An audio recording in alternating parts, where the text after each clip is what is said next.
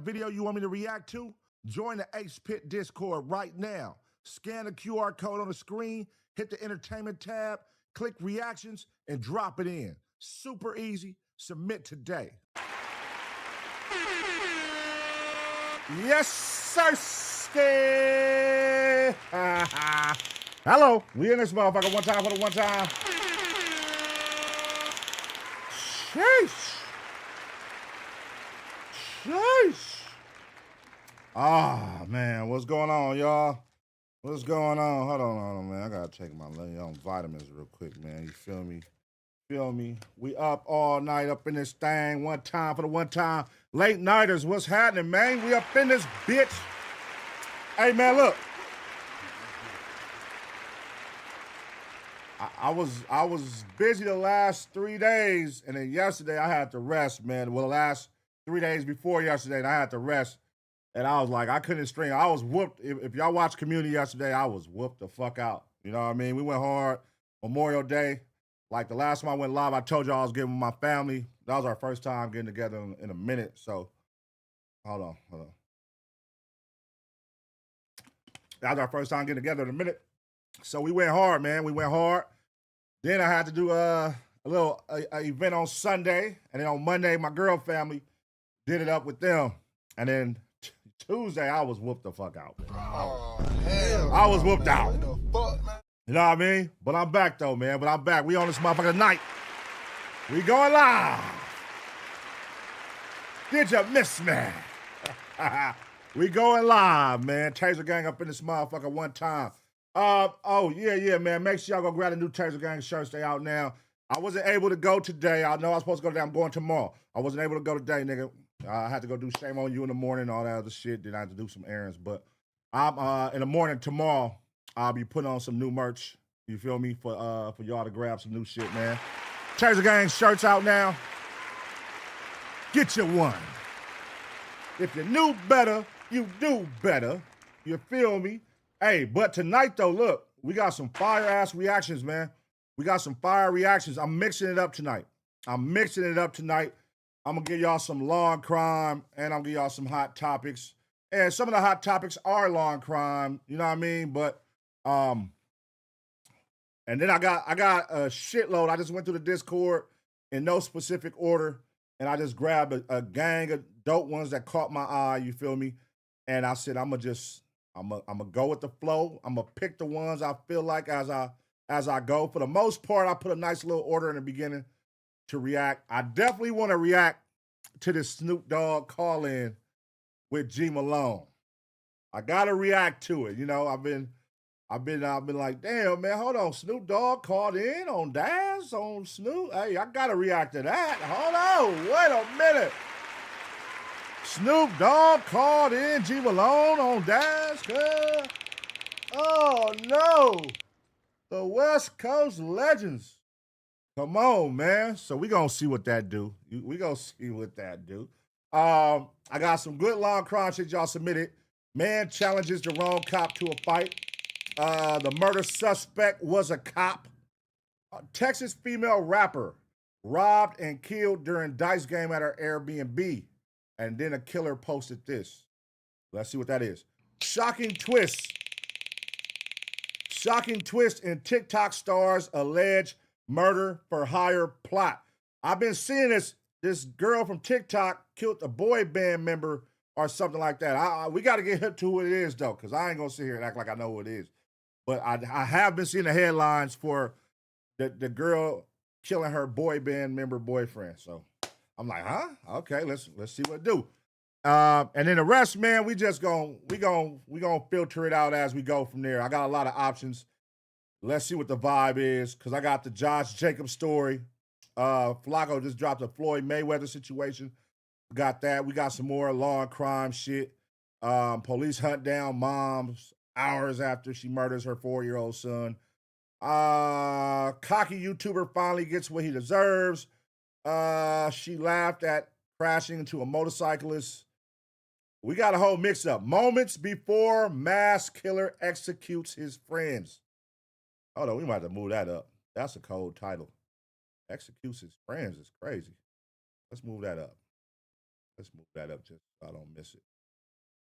And we're going to move that up a little bit. All right, let's see what else. Man caught his wife having sex with her son. Yeah, that's crazy.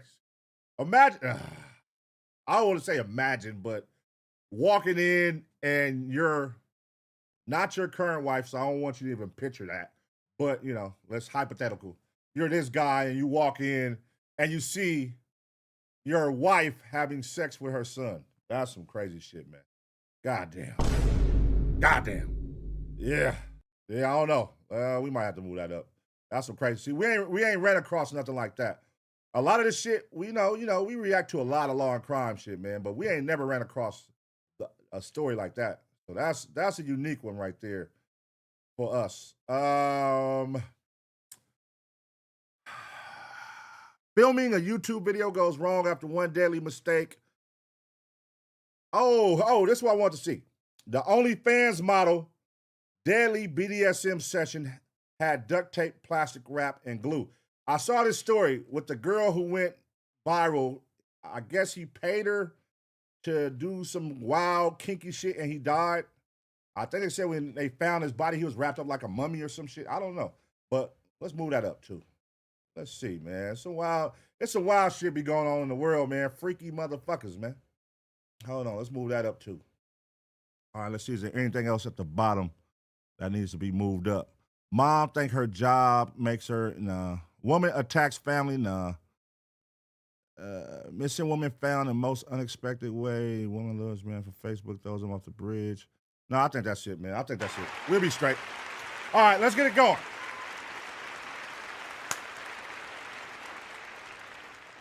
We gonna get it going, man. We gonna mix and mash tonight, man. Hot topics, law and crime. Let's move up. We're gonna move up Josh Jacobs. And I want to see what this Floyd Mayweather. I don't know. This Floyd Mayweather shit, they starting to try to I don't know if it's like propaganda to make that nigga look like he's broke or if he's really going broke. I don't know. I'm not his financial advisor, his close friend. I don't know what the fuck he got going. But I'm noticing that the media is like putting all these allegations that he's losing his money or he's broke or he ain't what he once was. I don't know. So let's see, man. Let Flacco break that down. You feel me? But we in this motherfucker. So right now, man, we're going to do a couple reactions. Do I see my boy Papa E in the building? Papa E is in this motherfucker. Papa E. Papa E, you got something for us tonight? You got something in Discord? Let me know, man. Let me know. Let me know if you got something in Discord, Papa E. You got to make up for last night. I didn't go live last night, Papa E, so let me know if you got something, and I'm going to make sure after the third reaction we check you out, see what Papa E got going. So, yeah, man, go ahead if you at the crib right now, you know what I'm saying, light up, roll up, get your drink, all that good shit. We're going to be on here for a minute, man. We're going to be on here for a minute, knocking out some reactions. I can't stay on. I'm going to say my cutoff is 2 o'clock. 1 o'clock. My kids got a recital in the morning, so I don't want to be all whooped out and too tired, but I'm going to say 1 o'clock. 9, 10, 11, 12. I'm going to say 1 o'clock is my cutoff. 1 o'clock is my cutoff, man. 1 o'clock is my cutoff. But we're going to do it up. We're going to do it up. All right? So let's get started. Let's do a warm-up. Let's do a warm-up reaction right now, and then we're going to get into Snoop Dogg calling in with my brother G Malone. You feel me? He has some words to say about Daz. We're going to see what that do. And then we're going to go to the murder suspect was a cop. All right, let's do it. Let's do it, man. Shout out to everybody up in the chat right now. Fuck it. Pour a drink, nigga. Shout out to everybody in the motherfucking chat right now, man. They say at this point, we need a transition video for Papa E's segment. Hey, TD Visual, make one of them motherfuckers. I don't know how to make no transition something for Papa E's special. Who know how to make one of them motherfuckers? Make one, drop it in Discord for Papa E, man. You feel me? Don't get zapped. Dang. Bad energy, bro. Oh, hell no, man. What the fuck, man? That's bad juju you putting on me already, Cali Tech. Nobody even said zap, man. We ain't even trying. Well, we ain't even talking about zap, man. You know what I'm saying? All right, cool. Let's go. Let's get this first one going. This warm-up. We're going to call this a warm-up. It's only 10 minutes. On September... It's only 10 minutes, man. Quick little warm-up. Then we're gonna get into some mayhem. All right. All right. Boom. Man challenges wrong cop to. All right. Boom, boom, boom, boom. HD. Locked in. Let's get it. All right, y'all. We back with another reaction right here on ABP Reactions. And right now, we finna see what happens when a man challenges the wrong cop to a fight. Let's go. On September 20th, 2025, deputies in Charlotte County, Florida, received a call from an Uber driver who reported that her passenger, 52-year-old Eric Martel, became aggressive during the ride after she picked him up at the bar. The Uber driver reported that she feared for her safety, so she immediately dropped Eric off and called. Deputies arrived on scene minutes later. Eric Joseph, you don't have any weapons or nothing on you, do you? No, sir, you can check. All right, I'll have you just kind of spin that patching out for weapons. No real quick. problem. All right, hands up. Eric Joseph. Hey, I just had a heart attack. I just gotta make sure. Last night, heart attack. I just gotta make sure. Okay. Now I'm back in business. Okay. So. Just talk to her. She's freaking because she's scared of what? Okay, so I'm trying to de-escalate the situation here without us getting any further. First of all, did anything physical happen, or is it? No, hell no. I just gotta double check. I paid. Do you have a driver's license? Yeah, I do. I didn't pay for it, but I have yeah. Okay. I'm not driving. I got everything you want to know. Am I pulling that out for me? Yeah. 100%. I'm no disrespect. I'm about it. Perfect. But I'm not gonna let nobody disrespect me, cop or anyone. We're here to stop anything from her. Okay. And talk to me. All right. I just gotta get. Freak out about what I'm doing. I'm not freaking out about nothing. She is. She's the problem. Well, we're here to figure out what exactly happened. Okay. All right. So I hired a cab. She took me the wrong way. I said, take me back. You're going the wrong way. Were you already in the vehicle and you left? Yes. Okay. So I hired a cab. Paid transaction. Okay. From a friend. Just because she's going the wrong way is the way you would go, she has to follow her. We don't go to Port Charles to go North Inglewood. Period. So you're Period. I'm put my foot down. I yelled at her. okay. So you Freedom of speech. Oh shit. You gonna shut up now or what? No. Well, yeah, you Listen. should. Oh, this is about to go left. Eric. What, are you gonna get bowled Oh up? shit. I'm listening. To I'm you. ready. You're not listening to me. You would disrespect Hey, look how Cub walked up on him. Size that nigga up. and I'll You get to paid. listen to me. I'll get paid. I'm asking You you to relax. stop. You're the de-escalator. Exactly what I'm doing. You're the I'm just talking. de-escalator. I'm Back up. I'm talking to you. I need you to calm down. Then back up, and I'll talk to you. I haven't touched you. Then back the f up. I don't need to. You need to stop. Oh, this nigga's a square, bruh. Oh, this cop is a square. He should have been wrestled this nigga, tased him or something by now. Okay.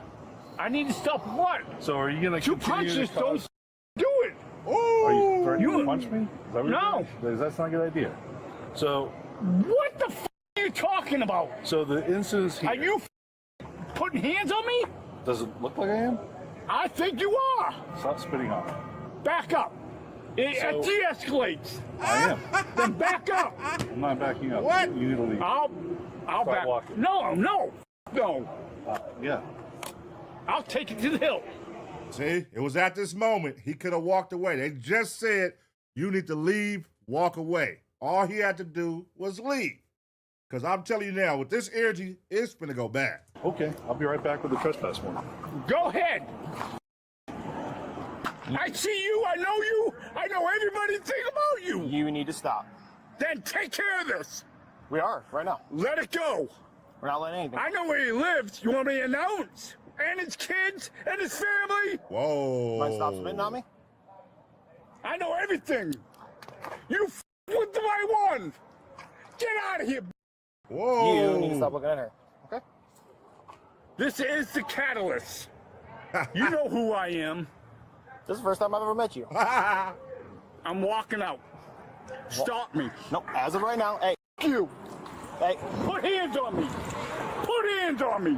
Put hands on me. That nigga said, this is the catalyst. Watch it. They don't. Put Oh. hands on me. Oh. You put Now. hands on me.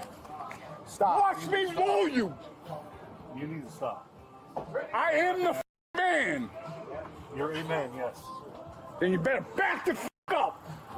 You caused this. Eric. You're now trespassed from this place. We're gonna find. No, I need to hear from the owner. He just told In me right now. paper, in paper, in paper. Okay. All right. I know what's about to happen here. Yes, Taser time!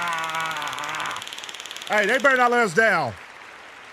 They better not let us down, bro. We better get some zappity zap action right now, bro, because this is beyond the limits of zapping. He should have been got zapped, so I'm finna see how far they finna let him go. Over here. No, Over here. We're going over here. You're being trespassed. don't touch You're me. being trespassed. Whoa. You're being trespassed. You want this easy or soft? Trespassed. Do you For what? understand? They just told me to trespass you. You're For being what? trespassed. Whoa. Exactly what you're doing right now, causing a disturbance. Now, And I let's go, respect that. please. All right. Now, let's go. Don't put hands on me or you're gonna Get die. over there now. Oh, are you gonna die? Stop. You better get like 3 of you. I'm not gonna need 3. Trust me. So let's go. You will. Come on, Eric. Over to the Here, car. let's go. Now. Oh, asking you to be nice. oh, I am being nice. I'm gonna Now put get you over the down, car. you'll never get up. wow, another threat. Taser. There we go. What? There we go. Let's Get go over there now. There we go. Come on. I'll take your fucking Now, gun. you're Guys, I won't give me traffic taser out. Get over there now. You're Come gonna on. let go of me now. You're committing a felony. Zap him. Zap him. Ah! Zap him. Oh! Oh! Oh, shit! Oh, shit, he takes the fuck out that nigga.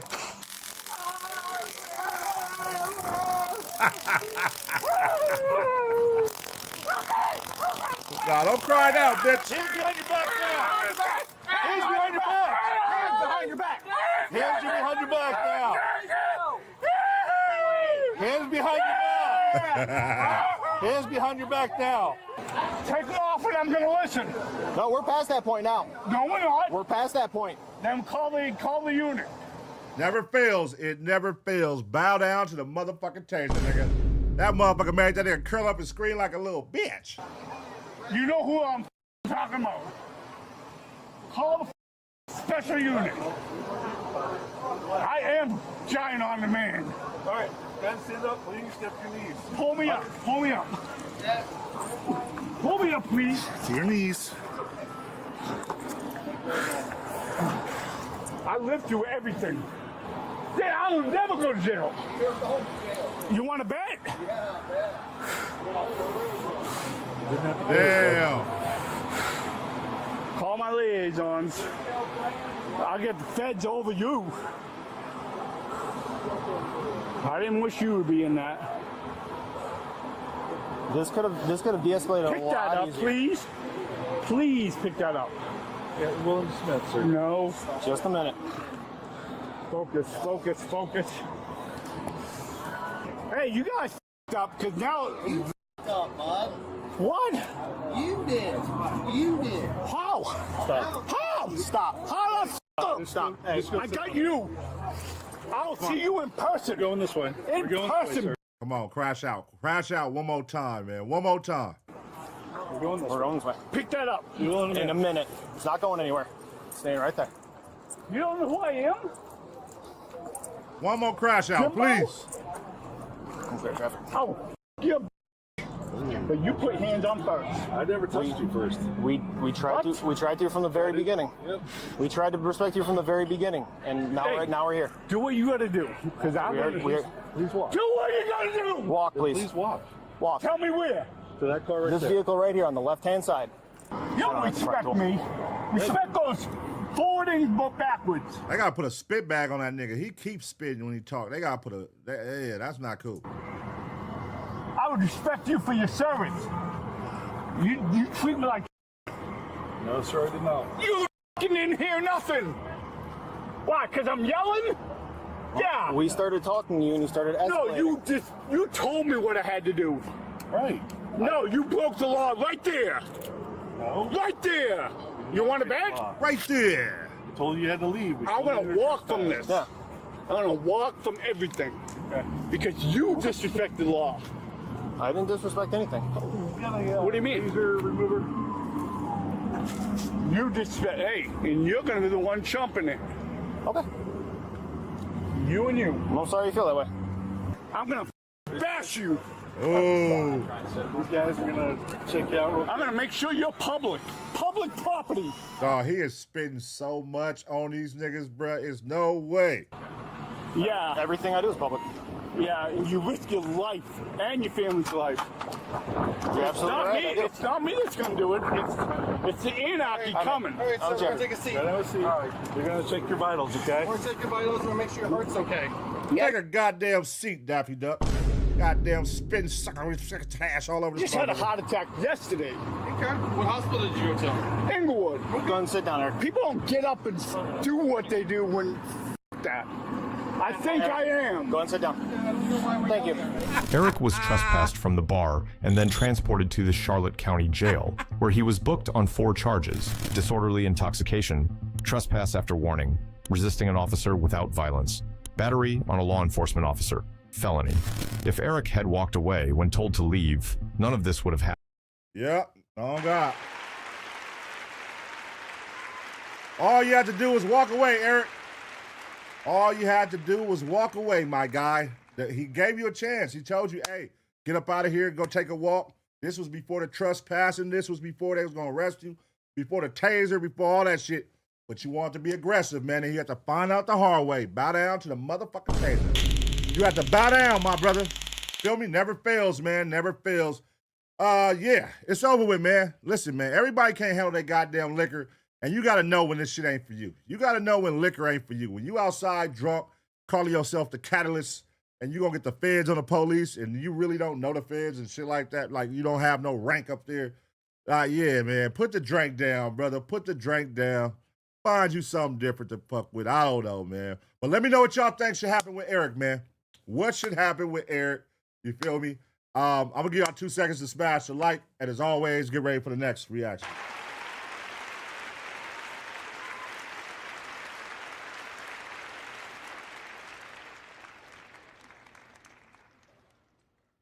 All right, y'all. Cool, man. Shout out Westside LaRon. I see you, my guy. MJG, Flow 92. You feel me? Shout out to the green side and shout out to the motherfucking Grays, man. Shout out to the Grays. Who the fuck is that guy? Who the fuck is that guy? Well, I pressed the wrong button, but y'all get the point. Where's it at? Hold on. Stream Deck. Oh, my Stream Deck is just some weird shit. Oh, it's downloading it. Hold on 1 second. Wait, what? Oh, they hating on my Why Are You Great, man. It's downloaded, y'all. Damn, hated on me, man. Oh, hell no, man. What the fuck, man? It's downloading. All right, don't worry about it, man. But shout out to the green side, shout out to the Grays, shout out to Eric Chapman, shout out Mo Schmobby, shout out Pats Fan, Ace Pitbull, what's going on, man? Texas Southern Belle, what's happening with you? It's E-Money, Maine, what's happening? Who else up in this motherfucker? From the 206, I see you, Just Polished. I see you, Lady N, what's happening? Ellie, hey, Ellie, what's going on, my dog? Ellie G. You fuck with that video, Ellie? That was a good one. Nestor Isaac, what's going on, man? Eric Chapman, what's going on? You feel me? I'm spoiling the greens right now. I'm only shouting out the greens, man. You know what I mean? That's the perks. That's the perks of being green. I got to shout out the greens, man. I'm gonna shout out the Grays. Don't worry. I'm gonna shout y'all out too. I got to shout out the greens right now, man. Mile High Stepper, what's going on with you? Appreciate you, Flow 92. Cito Cool, what's happening, man? The Bagman 007, T Sosa, Benny T. Shout out to you, man. Pats Fan, thank you for being a member for 4 months. Long Beach Official, shout out to you.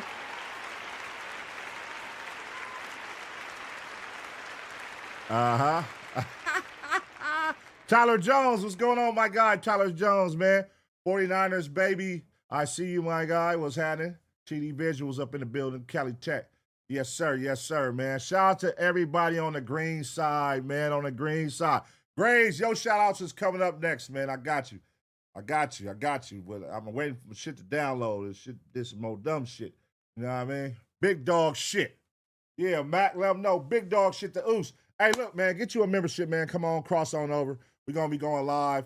I took a couple days off, you feel me, for vacation. Well, not vacation, just family shit. holiday shit. I'm back though. We going live. Members only. Y'all not gonna random. I'm live. Somebody said that shit the last members only. Like, Pun go live. Random as fuck. I'm random as hell my time. So, hey man. So it might be a morning show. It might be a nighttime show. It might be a middle of the day show. You never know, man. Catch me when you can, motherfuckers. Catch me when you can, nigga. You feel me? But just know when we go live, it's gonna be up. Hey, Tyler Jones, why are you gray? My boy. Man, my fucking button ain't working, man. They really hate on me. Let me see. Oh, they really hate on me. Hold on, we gotta find this button, man. Hold on, man. We gotta find this goddamn sound effects. They really hate on me right now. We finna get this. Hold on, y'all. Not finna do that to me right now.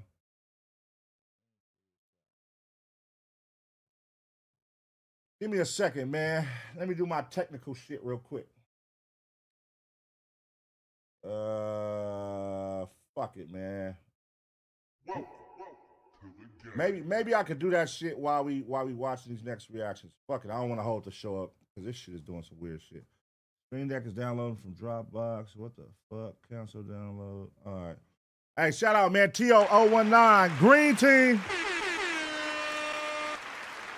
Live all the time. Live all the time, man. We the Ace Pit Taser gang. He said, fuck that button. Fuck that button. We the Ace Pit Taser gang. We ain't no motherfucking grays. Hey, man, y'all the grays, man. They said, nah, Taser gray. Taser gang. Hey, ain't nothing wrong with the gray side, man. Shout out to the gray side, man. All right, let's get into this right here. My brother G Malone, y'all know he got a podcast, man. He do 3 times a week, Monday, Wednesday, Fridays, man. And this week, Snoop Dogg randomly called in to his podcast and had some things to say in regards to his cousin Daz. You know, West Coast legend, part of the legendary group, the Dogg Pound. You feel me? They're at a dispute. Family shit. Family shit, you know? And it's always best when it's family to stay out of it. Stay out of it. You know? But in this situation, G Malone didn't know he was calling in. So G didn't butt in family shit. Snoop took it upon himself to call in and have some things to say. So let's see, man. You know, for all the hip-hop lovers out there who grew up on Snoop Dogg, who grew up on Dogg Pound, you know what I'm saying? This should be interesting to hear what he has to say. You know what I'm saying? So hold on one second.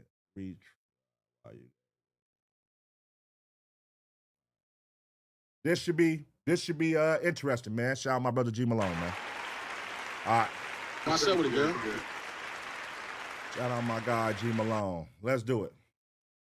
Snoop Dogg calls in and addresses the Kokane. All right, okay. All right, G. My boy G making clips. Nigga, I see you, G Malone. Let's go. We're gonna watch a clip. All right. All right, y'all. We back with another reaction right here on ABP Reactions. And right now, the big dog, man, Snoop Dogg, called in to my guy G Malone's podcast to address some things with Daz and Kokane. Whew. Let's see what he has to say, man. What's up with it, girl? All right. East side up, let me out that class. What's up? What's the deal? What up, cuz? It's Snoop Dogg. What up, cuz? What's the deal? Yeah, shut up. What's happening with you? Man, I can't call it, cuz. What's the deal, dog? I'm slow motion. I'm thumbing through YouTube and I see some shit on there like, what's going on? Like, what y'all doing? I'm hoping these niggas stop taking their bullshit to the internet and start addressing niggas, their family members, all the real shit. Right. Okay. I'm just tired of niggas every motherfucking week, cuz, just not addressing shit, playing with the internet instead of going to talk to their people like real players. You know what, man, glasses, my door stay open because I ain't going nowhere. So I already know, cuz. if you can get in, that means, you know what I'm saying? If you can get in, they can get in. And that's what I've been saying, cuz. Homie, like, this the thing, cuz. You don't own no records to pay no nigga no royalties, cuz, for these records. So, and as y'all listening to this, I want your input on what you think. Who is right? As you listen, don't you know what I mean? When Snoop is making his points, is Snoop right? Is Snoop wrong? Let me know. Why is that a lie? this your cousin, cuz. Why would a nigga not come talk to you, cuz? Why do I always feel like I'm pressing niggas to be real with each other? Like, cuz, go talk to your cousin. Like when cuz said it. Hey, cuz, talk to your cousin, cuz. That's like your family. Hey, Kokane, cuz, that's, y'all know each other, cuz. Why don't you, they can't convince me otherwise, and that's why I be so mad, cuz I be like, cuz, it's like, y'all just be making us look crazy in front of these people. Well, no, they look crazy, not us. We still doing what we gotta do. You see me bopping and popping. Yeah, I'm in pre-production on my biopic right now. I'm on other shit, like, I can't pay attention to that shit, you know what I'm saying? Like, I done what I done. I helped niggas out. I gave niggas opportunity. If you didn't handle your business, you didn't handle your business. Yeah. My thing is, everybody that been with me has been taken care of beforehand. One thing about Snoop, I pay niggas in advance. Now, if it makes it back on the royalty side, that's on your publisher. If I don't own the record, then it ain't my responsibility to account to you. But if I do own the record, like Lil Cuz, he done been paid, but he ain't saying nothing. A couple of times. See what I'm saying? He's referring to Das. He called that nigga Lil Cuz. Well, that is his cousin. That's a little cousin. Lil Cuz. So they want to blast us. I ain't damn, but what about when you did? And you just got one. Because I handle my business. Talk to you though, dog. Because it's easy to take me to court. But I'm saying it's easy to come talk to you. But if I'm wrong, take me to court. Ah, good point. It's easy just to come talk to you.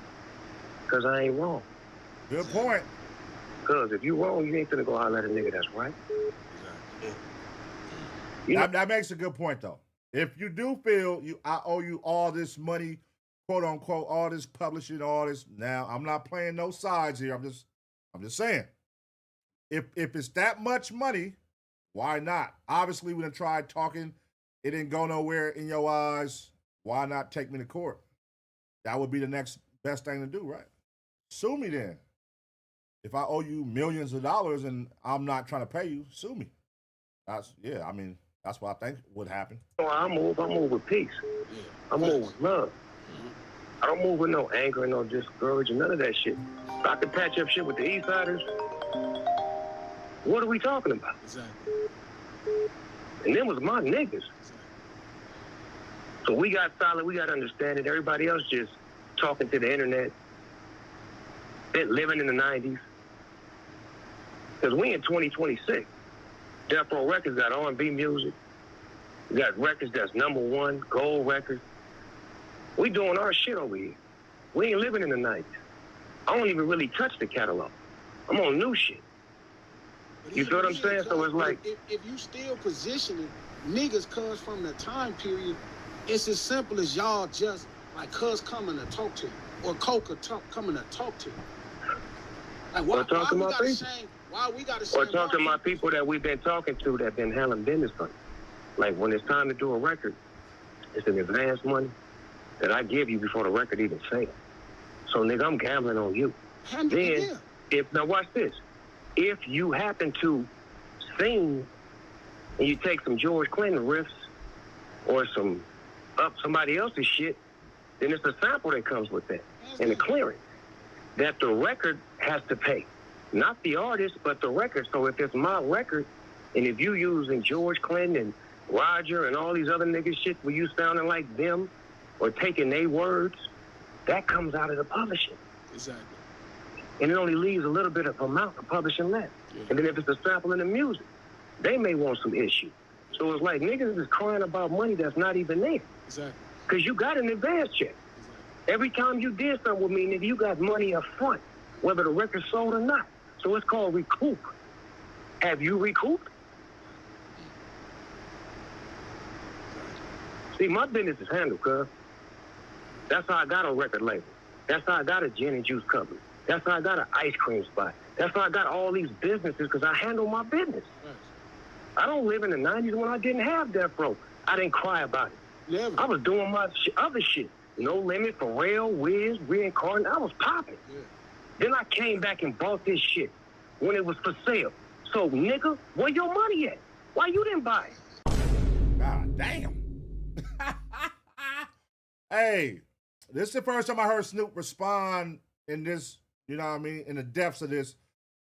these allegations from Daz and Kokane and all that. But how are y'all feeling right now? How are y'all feeling about what he's saying? I mean, what he is saying. Now, listen, you know, it's three sides to every story. I'm not here to pick no side, who's right, who's wrong. But I still, he made a good point. Why not sue me? Or now Daz may come out and be like, nigga, I tried to sue you or something. Or maybe I did sue you or something. I don't know. Did he sue him before? And lost or won some money? I don't know, man. I don't know. Yeah. I hate to see this shit happening, man. They cousins, they family, you know what I'm saying? But if they could just do it offline so it don't ruin the DPG legacy. You know, you don't want to see Snoop. If you're from the West Coast, born and raised in the 90s, the Death Row era, you don't want to see these two niggas going at it, man. You know what I'm saying? You don't want to see these two niggas going at it, man. And why you mad at me when the niggas that had it before me, you didn't say nothing to them? Now you're suing the homie, rest in peace. How gangster is that? Oh, shit. But you didn't hear from me. Damn. Hey, what do you say, the homie, rest in peace? Come on, Nate, dog. What are you talking about right here? We just chopping it up. I did. Y'all know what you're talking about. So it is what it is. I just want to holler at you, let you know, because I love you. Yeah, you always pull up on me. You pull up on me. You come, but glasses. Yeah. You pull up on me, though. You come over to this motherfucker. Yeah. Sit down with me. We chop game. Yeah. You feel what I'm saying? Like real homies. Yeah. And that's what I'm pushing. That's what we supposed to do as men. We don't talk on the internet. We talk on it personally. And that's what I'm pushing them to do the same, cuz. That's what I'm pushing. I'm like, cuz, do the same. Oh, he's suing Tupac. Oh. Well, shit, nigga, hold on. I don't think he's suing Tupac per se. He's suing the label. I don't think he's suing Tupac. I don't think he's suing Tupac. The whole time, Daz is just trying to get the rights to his shit. So that would go to the label. And Death Row put out Tupac music. You now own Death Row. He's suing Death Row. That's what I would think. I don't see him suing Tupac. I don't think. Bro, go talk to your people, man. That's why I don't or stop talking about your people. Try that on for something. Exactly. That should be the first rule, cuz. Damn, because if you look at what so you're gonna have Tupac Estate. Oh shit. He said, I gotta get my chili. Shit. I don't give a fuck who for to catch this. Damn.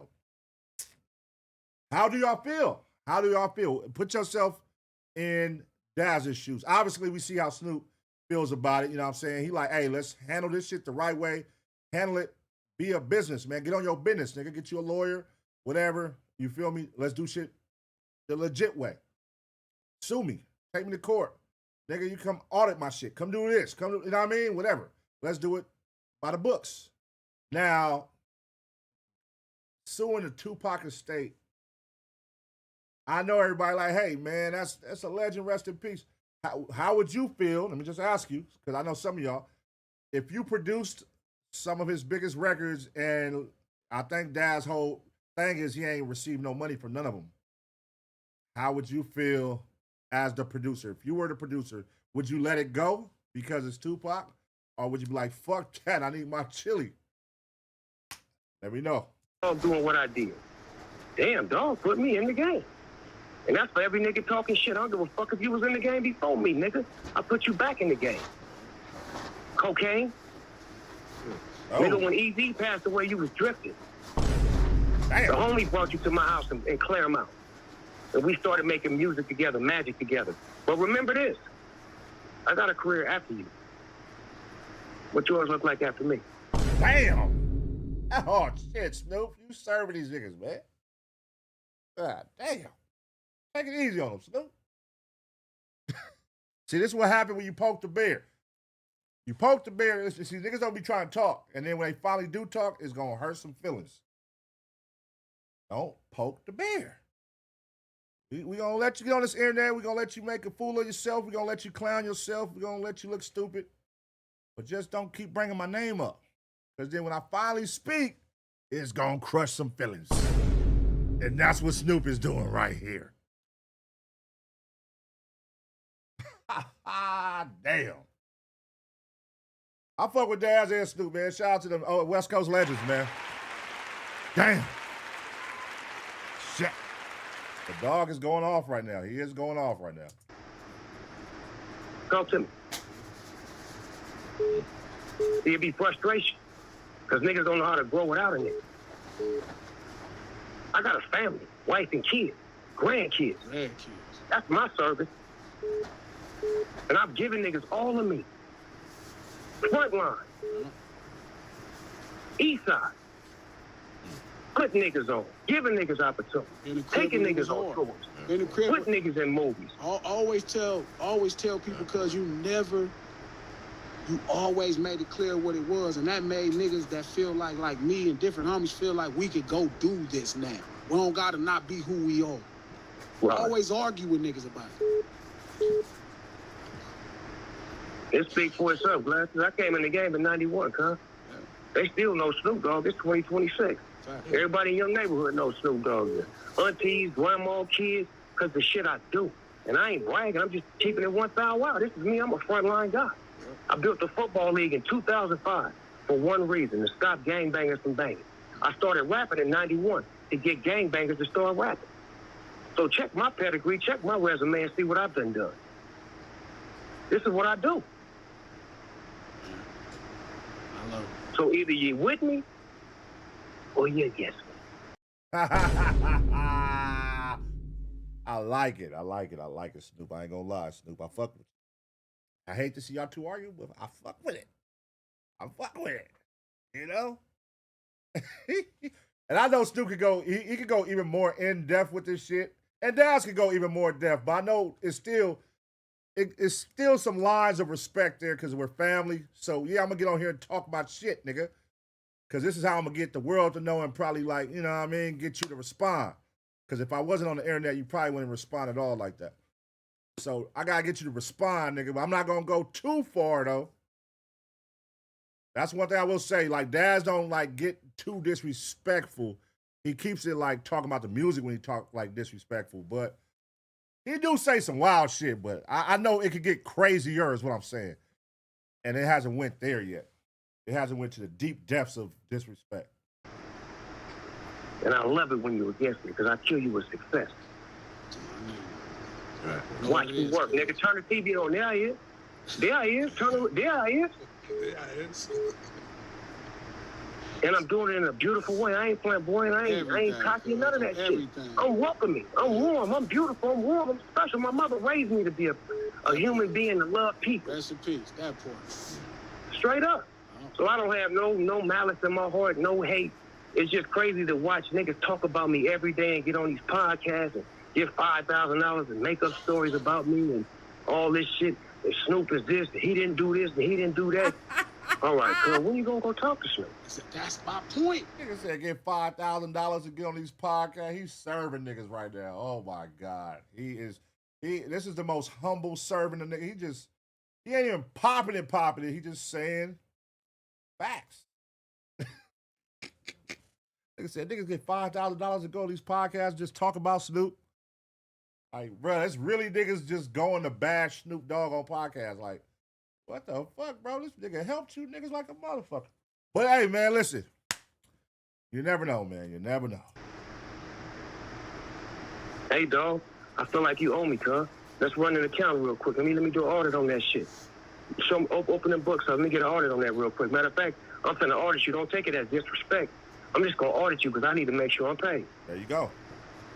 What am I gonna say? Nigga, check the books. I have zero to hide.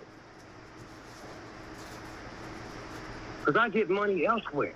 These niggas living off 90s rap money. Nigga, I done made money from so many different avenues, it don't even make no sense. I don't even look at my old death row money. Niggas selling CDs, signing CDs. Come on, cuz. Hey, Glasses. See? I told you laughed, nigga. This is an inside with me and Glasses. Because I said, hey, cuz, you laughed while you shouldn't have laughed, bro. That's not cool, G Malone. Don't laugh. And you laughed, cuz. Got you right here, nigga. Put a pin in it, nigga. Right here, you laugh. Come on, cuz. That's why I just sit at home and watch this shit, cuz. I just sit at home and watch this shit. Focus on what I'm focused on. Get to what I got to get to. Got a big show in Long Beach on June 6th. Man, I'm proud of you, cuz. Opening up a new building, cuz. That's so... Hold up. Tell everybody, cuz. That's hard. June 6th, nigga, Long Beach, they opening up a brand new arena. Snoop Dogg kicking that motherfucker off. Yeah, nigga, I was one of the little niggas watching the concerts in the 80s. Now I get to crack the top on this motherfucker and show motherfucker how it's supposed to be done with a beautiful show, you know, chronologizing my whole rap career from Long Beach to where I'm at. Ain't that everything? You gotta ask him the question, though, bro. You gotta ask him the question. But can you barbecue? You gotta ask him the question. Hold on. Time out. All right, man. All right. And there you have it, man. There you have it. Snoop Dogg responds to DAZ and Kokane. If you haven't seen, you know, Kokane and did some sit downs and he went at Snoop.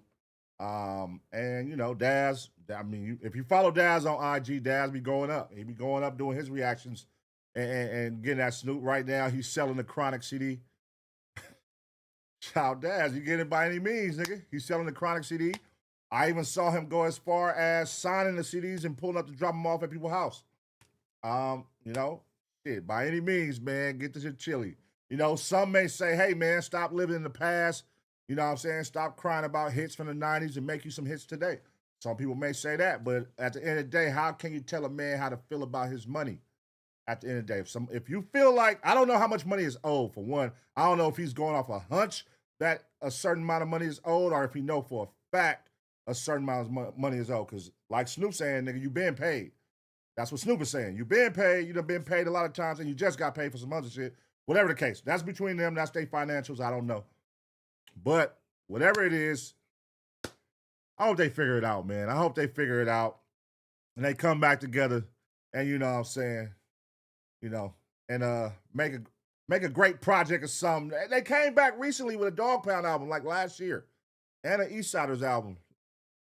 And then shit fell apart, man. Shit fell apart. I don't think they probably gonna come back after this, though. As far as, I don't know. You never know. It's family, man. It's family. Let me know what y'all want to happen. What do y'all want to see happen? How should Daz go about it? What was the proper way? Or is the way he doing now, y'all consider the proper way? Or what should be the proper way? And as far as Snoop Dogg, you know, how he said, hey, come audit my books. Come sue me. Is he wrong for that? Or is that the best way to do it? How would you handle that situation?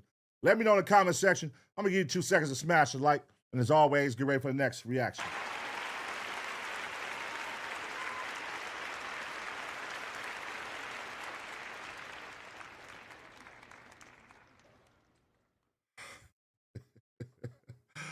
Oh, man. Wow. All right, y'all. We're going to be dibbling and dabbling in, you know, reactions. We're going to be doing some hot topics. We're going to be doing some long crimes. You know, let's see what's going on, man. All right, let's take it here now. Let's bounce out of that and let's go back to a long crime right now. And let's see what happens when the cop is a murder suspect, all right? Let's see, man. Dear Heavenly Father. Hold on. Matter of fact, I saw while I was live, while I was reacting, I saw, let me go through all these real quick. Let me go through all these memberships, people who join and gifted, shit like that. All right. All right, shout out to Cali Tech. Thank you for being a member. Shout out my boy Icky Ricky. Thank you for being a member for 3 months. Shout out Pat's Fan. Thank you for being a member for 4 months. Shout out MJG222. Thank you for being a member for 5 months. He said shout out to the green team. Tyler Jones, why are you great? Let's see. Theo 019, been a member for 4 months. He said green team. I Stunt 2011. Thank you for being a member for 5 months. And Cali Tech, he gifted 1 membership. Shout outs, man. Appreciate y'all.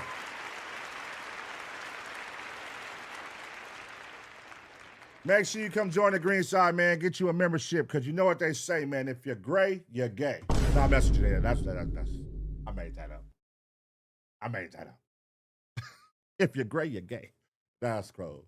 All right, man. Let's go, man. Let's go. Let's react. Y'all niggas is wild, man. Suspect was All right, y'all. We back with another reaction right here on ABP Reactions. And right now, we finna see what happens when the murder suspect is one of their own, a cop. Wait with this. On April 22nd, 2024, Washington State law enforcement issued an Amber Alert for a 1-year-old child kidnapped by his father, 39-year-old Elias Huizar. The following day, Oregon State officers located him traveling on I-5 and began a pursuit. Elias was a former Yakima police officer and a middle school resource officer. He was also wanted for 2 murders. What? One was for the killing of his 31-year-old ex-wife while she was working at an elementary school. Wow. News reports indicate he shot her 8 times in front of their 8-year-old son and other witnesses on school campus. The other person he is said to have killed was his 17-year-old alleged girlfriend, who was only discovered after a search warrant was issued at his home. News reports indicate he allegedly stabbed her to death. It gets worse. The 1-year-old child in his car is the result of him sleeping with his alleged 17-year-old girlfriend when she was a 15-year-old student. What? It's a lot going on. This is a sicko, and he's a cop? How the fuck is a cop getting all this off? The cop is sleeping with a minor, works at a middle school, got a baby with her while she's 15, then shot his wife at an elementary school in front of their son 8 times. Like, what the hell? He met her while he was employed at the Yakima School District when she was just 11 years old. His connection as the baby's father was seemingly unknown to officials for all this time. That is, until another victim came forward. When she was 17, he was allegedly living with her in the same household. During that time, he also allegedly sexually assaulted her 16-year-old friend while she was passed out at his house. Come on, dog. Ain't no fucking way. And this nigga's a cop. Elias was caught after both the girls escaped by driving away in his truck. Reports share they were hysterically crying when they approached and told police what had happened. Police then forcefully entered Elias's home after a 3-hour standoff using a SWAT team. Elias was arrested and charged with sexual assault of both girls in February of 2024, but was let out on a $250,000 bail. What? The day he allegedly killed both his victims, he was scheduled to face those charges in court. Oh, Days my before the God. killing, his ex-wife filed for custody arrangements of the 2 kids they shared, aged 5 and 8. According to news reports, police investigations suspected that he started dating his ex-wife when she was underage as well. He met her while he volunteered as a coach for the high school wrestling team when he was 24. Elias was suspected of planning to run to Mexico with his infant child during this high-speed chase. Copy that. 2312 to dispatch. We've got him going southbound. All right, wait a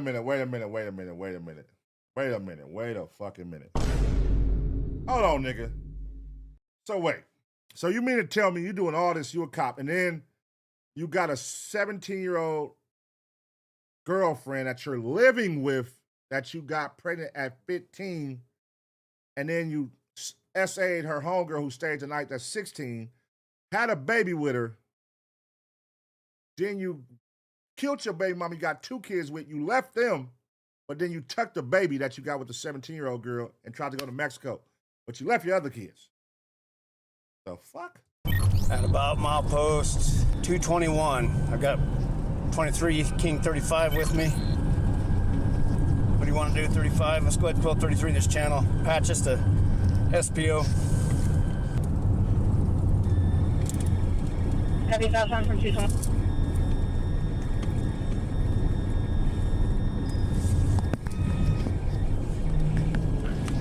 2312. He's going to go ahead and take off from us. We're in this. Got a pursuit going southbound. Over the course of the next few minutes, officers coordinate and add more units to the chase. Between sharing speed and location updates, one officer appears to commit a small prayer before this foreseeable dangerous situation. Dear Heavenly Father. Oh, man. Be with this. 12 from 35. If he starts going slower, I'm going to try to redirect. Copy that. Let's wait till we get away from some of these cars here. If we get him stuck in between some cars, or he slows down to 60 or so, yeah. But at this speed's no. 216 southbound, just past 216, 105. Bro, that's crazy. If they're finna do a pit maneuver with a 1-year-old baby in there, because what's to say the baby is in a seatbelt? You know what I mean? He's being a safe driver, got his son in the seatbelt. He's not in his best mental right now. He might just got his son sitting in that motherfucker. And they do a pit maneuver and that baby fly. Oh.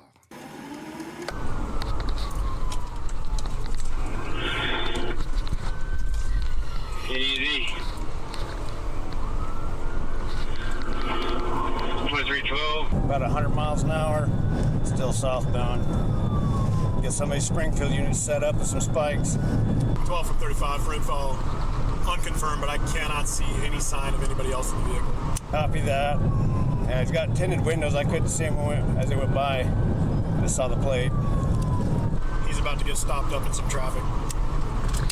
Springfield units, if you guys get set up your spikes, let us know where you're at so we can back off. Let's get someone at 197 in the median and then I'll be up to it. Copy that. 2312 still southbound, 105.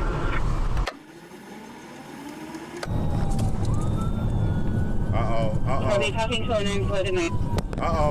Do it. Hit. Oh, hold on now. Do it.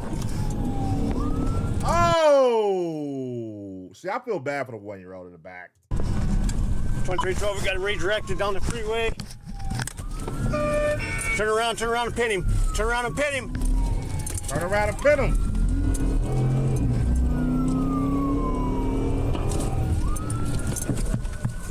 Oh my God, you let him get away? Oh! He's fired! Oh, he's shooting a gun. Oh no! Wow. 2312, shots fired at me. I'm good, I think. Are they talking to an employee tonight? Do it. 2312, we got him redirected down the freeway. Oh my God. Turn around and pin him.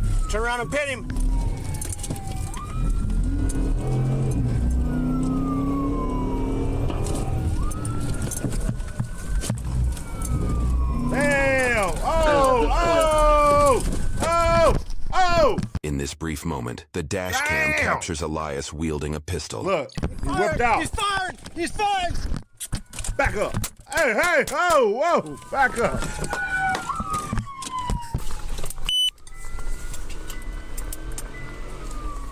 .2312, shots fired at me. I'm good, I think. We're back in this southbound. Oh, this is dangerous, man. 96, going southbound. This is dangerous right here. This is dangerous now. Now they got gunfire, so now, yeah, he's shooting at them. They shooting at him. Damn, he done raised the stakes, man. And it's like, yeah, it's a baby in the car, but at the same time, I got to protect my life. So now you're showing me if I pull up on you and I pin you, you're going to shoot at me. So I'm going to have to. Plaza 208, southbound. Talking 208, southbound. Whoever's underneath Coleman, turn your overheads off so he doesn't see. Let us know when we get close. Let us know. Still southbound at 92 miles an hour. Okay, southbound at 92 miles an hour. As the pursuit continues, pieces of Elias's car appears to fly off. 2312, we're passing rest area right now. 98 miles an hour. Copy, passing rest area, 98 miles an hour. Okay, I think we spiked it to it. 2566. 56203. He's actively firing at us. Take cover. Copy, actively firing now. Do 1448. Spiked at 203. Yes, he's firing. 12-5, he's muffled.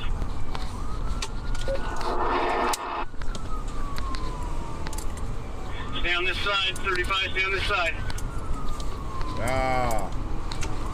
Solid copy.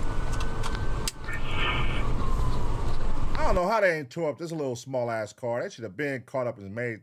Yeah, they should have been towed this nigga up. Podium number 2, I'll call it. 203 South. Sweet zone. Moments down the road, officers set up stop sticks. Uh-oh. Did he get him? Back tire, look like. Unfortunately, Elias is able to evade them. Soon after, dispatch notifies officers that Elias is apparently on the phone. He shared some information that makes the situation significantly more tense. Right position 20. The driver is on the phone with us stating he does have a baby in the car. He's letting me copy that the driver is online with Lynn County saying he does have a baby in the vehicle. Oh, so they didn't know he had a baby all this time. Now they know. Okay. I was like, damn, they doing all this shit with a baby in the car? No, now they know. So, yeah. Damn, that's a cold situation to be in. How would you handle this? If you're the car that's right behind him, that's been pitting him, and now they just told you, hey, he got a baby in the car. He just shot at you. So in your mind, you like, man, I'm finna fuck this nigga up. And then they just told you he got a baby in the car. What is your next move from here? How are you handling it? He's staying in his lane. He dodged the last set, so I don't know if you can set up 2 sets, but we're 199 south. Speed's 84. We're coming up on this truck traffic from the crash. Here we go. Here we go. He about to hit the gutter lane. He gotta hit the gutter lane. He gotta hit the gutter lane. Oh! So he's passed on the shoulder, left-hand side through all the traffic. Oh! What? Oh, shit. Where you at? Put your hands up!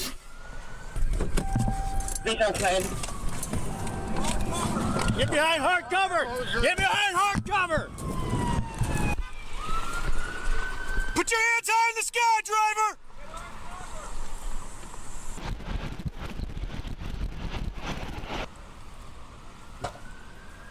Oh. And you know what that means. When a single gunshot goes off, y'all know what that means. Get a rifle up there. He might have shot himself. Hey, I'm gonna get on this. Get out of here. No, leave him there. Leave him there. No, I'm out here as a person. Get him out of it, go around this truck. Hey, sir, get out of your truck. Heather. Sir! What do you got? He might have just He's shot back himself. there. He's back there. I think he shot himself. I can pull forward with my car really slow. Heather should be able I've to got a clear shield, through. boss. I got a shield. Grab a shield. I got a shield. Hold on. We can wait for a shield, or I can just roll my car up. It's bigger than a shield. Yeah, we're gonna do both. Cool. He took himself out, y'all. He took himself out. Oh, hell no, man. What the fuck, man? That took all the fun out of it for them. I know they like, shit, nigga. You just shot at us. You know them cops, they antsy now. They like, we finna get some action today. Yo, you shot at us, nigga. We finna gun you down. That baby was a plot twist for sure. Hearing there's a baby in there, but you best believe it's going out of 5 of them niggas. Shit, they don't be like shit. Only one of them probably gonna be like, hey, don't shoot. The rest of them niggas finna tear that nigga ass up if you do something. Got eyes on the gun. I'm right as I got out. I'm pretty sure he shot himself. I heard it. Yeah, so did I. Did you see the gun in there? No, he was on his phone. Okay. I could see him on his phone, and he put his phone down, and I heard that shot. It was like pretty close to him. You guys ready? Yep. All right, let's do it.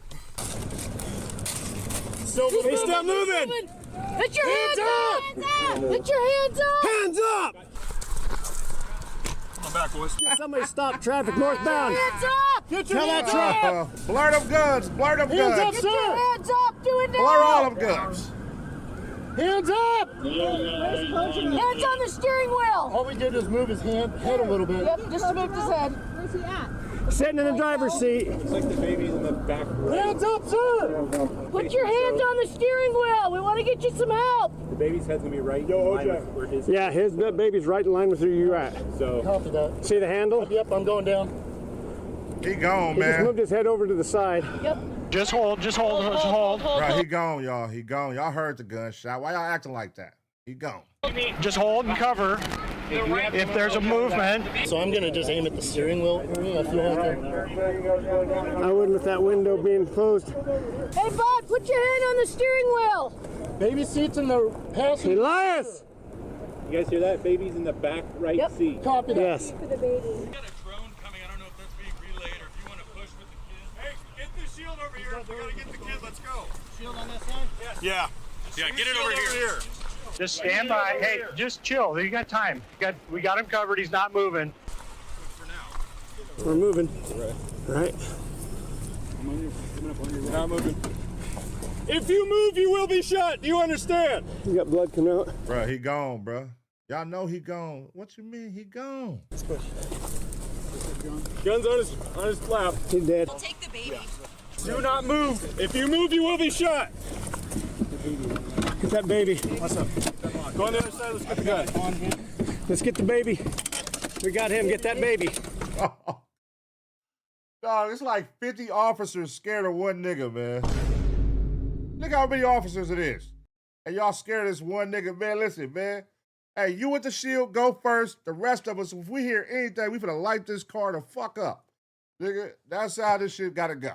The nigga with the shield, why are you behind me? Why did the nigga with the shield come up second? You supposed to be in the front, fool. Get the gun. It's in his lap. It's in his lap.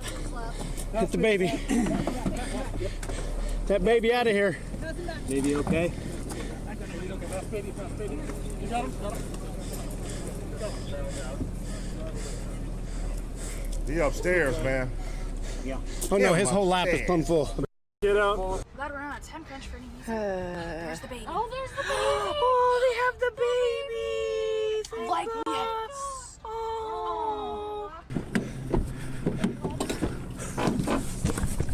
No. Gun secure. Very check pulse. I haven't taken pulse. Go ahead. No pulse. Is the kid okay? Yeah. Yeah. And that's a cold situation to be in. I just thought about something, right? Let's say he didn't off himself, right? But he's in a car in front of all those cops, and the baby's in the back seat. And let's say he wanted to, turn around and shoot the gun out the back windshield and shoot at the cops. How do they respond knowing that it's a baby in the back seat and the only angle they got would be shooting from that angle? Do you say no, don't shoot at him? How do they handle that? If there's any ex-cops or cops or somebody in this motherfucker, how do they handle that? You're good everywhere? I think so. I don't know. Let's just do a quick check. Yeah. That was pretty close quarter stuff. News reports indicate the boy was taken under the care of Oregon Department of Human Services. No one was injured outside of Elias Huzar, who did not survive his injuries. News sources also dug into Elias's criminal charges and employment history and found a disturbing situation. Between 2013 and 2021, Elias worked for the Yakima Police Department. For at least a couple years during that time, he reported as a school resource officer for Yakima District. He was also a wrestling coach for the school's team. While the school seems to share that no complaints were received concerning his conduct, he was under investigation for sexual misconduct during that time. In 2019, allegations from 12-year-old, this nigga is disgusting. A 12-year-old? Students rumored that Elias was having sexual relations with a 12-year-old student. An investigation took place, and investigators did not meet enough probable cause to prosecute the potential charges. This was despite several handwritten letters from classmates voicing concerns over their supposed relationship. However, officers amounted the rumors to be just that, as no allegation led to a verified nor detailed account of sexual misconduct at that time. When questioning the 12-year-old girl about the messages she sent her friends about the relationship she supposedly had with Elias, she said she never sent them and that her phone must have been hacked. It was discovered later that the student in question was the same underage victim he allegedly stabbed to death at his home 5 years later, at least according to a restraint order request from Elias. Wow, so she lied about not being with him only to have a baby by him and then get killed by him. Damn, that's fucked up. That is some sick shit. So he was messing with her since she was 12 years old. Just really think how fucked up that is, y'all. He's a wrestling coach. So he's at these kids' school being a wrestling coach and being the patrol. He's on the police force. He's a wrestling coach and he's a police officer. And he's out here SAing kids, man. That is crazy. Elias's ex-wife in 2024. Elias resigned from the Yakima PD shortly after the investigation in 2022. Yakima PD Chief Matt Murray shared in documents that the findings did not have enough evidence to support termination. Elias was ineligible to be rehired by the department. The following school year, Yakima School District restructured their school security role. Instead of hiring from Yakima PD directly, they instead opted to hire officers who were retired. This would save the school a reported $250,000 a year. It is an unknown coincidence if this was why Elias quit the force and instead applied to be a substitute teacher for Richland School District's 2021 to 2022 school year. The following year, he would also apply as a volunteer for the school's wrestling team, possibly repeating his predatory process. Richland School District claims they were unaware of his previous investigations. After the allegations became public due to his actions mentioned at the beginning of this video and subsequent arrest in February of 2024, Richland School District voiced frustrations with Yakima District as they allegedly sent recommendations to hire Elias. Wow. Richland was also frustrated with their failed background checks and other various processes for employment, which allegedly included fingerprinting and criminal background checks. So these niggas knew he was a pedo, and they still referred to nigga and vouched for him in the next city. That's some sick shit, man. To go work at another school. Y'all motherfucker, he used y'all as a reference and y'all said he's good people, even though y'all knew he was a pedo at this school out here. Damn. They are quoted saying, "It is the expectation for individuals who apply for employment with RSD to be forthcoming and truthful in their applications."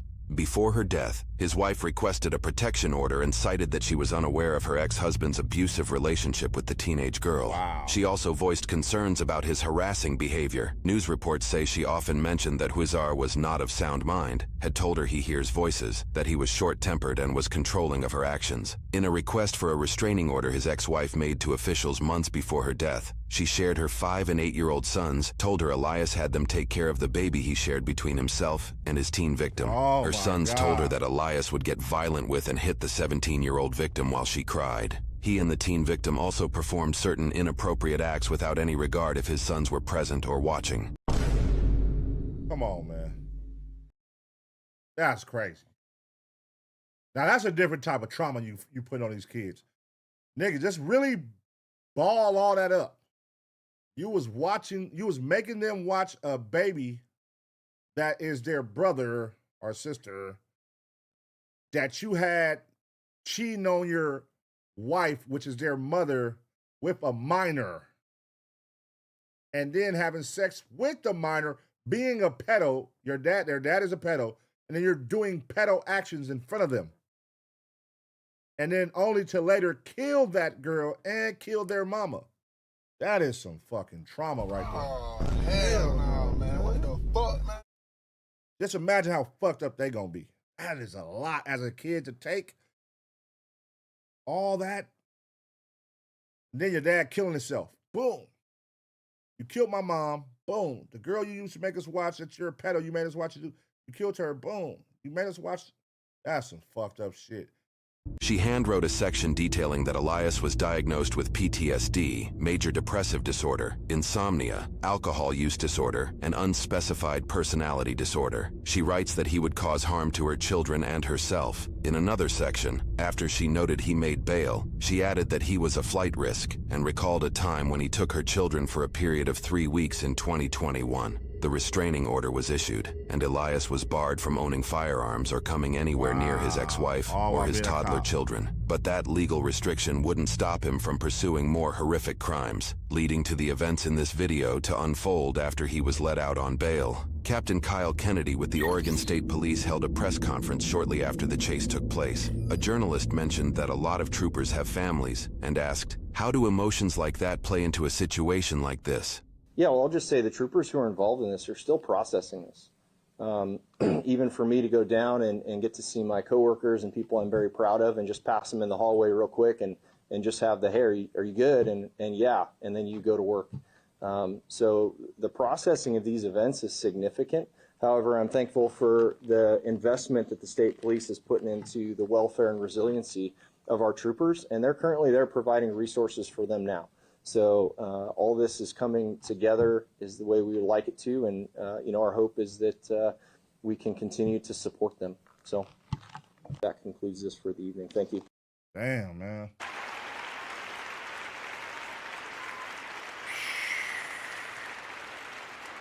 That is a sad situation right there, man. Sad. That's a sicko, man. That's a sicko of a dad. And he was a cop and a school teacher. Oh, man. Some terrible motherfuckers out there, man. You never know who these schools be hiring around your children, man. That's the fucking fucked up part about this shit.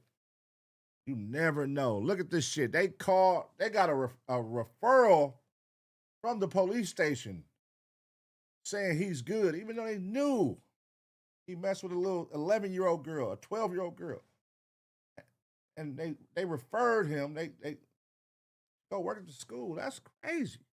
That's a lawsuit, man. Man, you got to break some bread on that one, bro. You got to break some bread. Like, this is just out of pocket. Y'all referred this nigga. What? Somebody getting sued.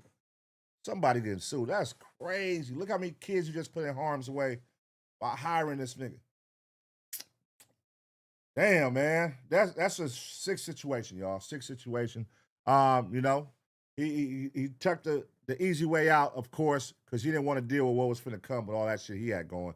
He took the easy way out, man. You know what I mean? Prayers up to the children. All the children affected, the two with the lady and the one affected by this, they're going to be fucked up. You know, well, he's a baby. He probably won't remember nothing unless people remind him and throw it in his face and all that. But he's a baby, 1 year old. He's not going to remember none of this shit. But damn, the other one's 8 years old. They're going to remember that. 8 and 5, sad situation, man. Sad situation. But let me know what y'all think about it. I'm going to give y'all 2 seconds to smash the like. And as always, get ready for the next reaction.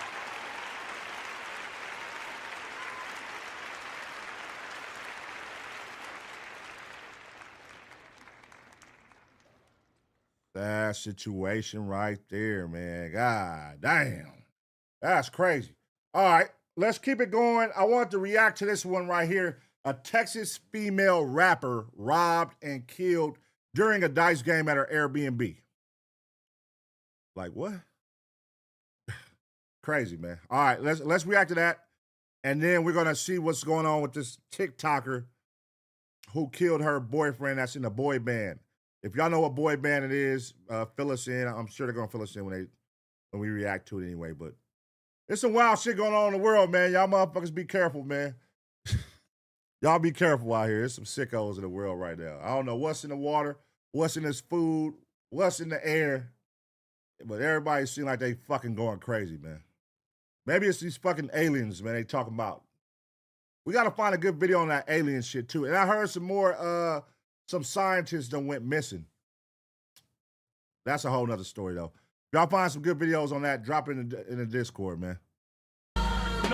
Let's react to this. All right, let me fast forward.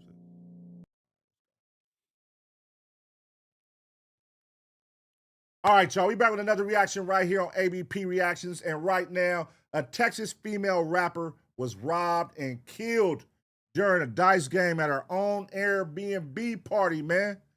And the killer posted a video. Let's see.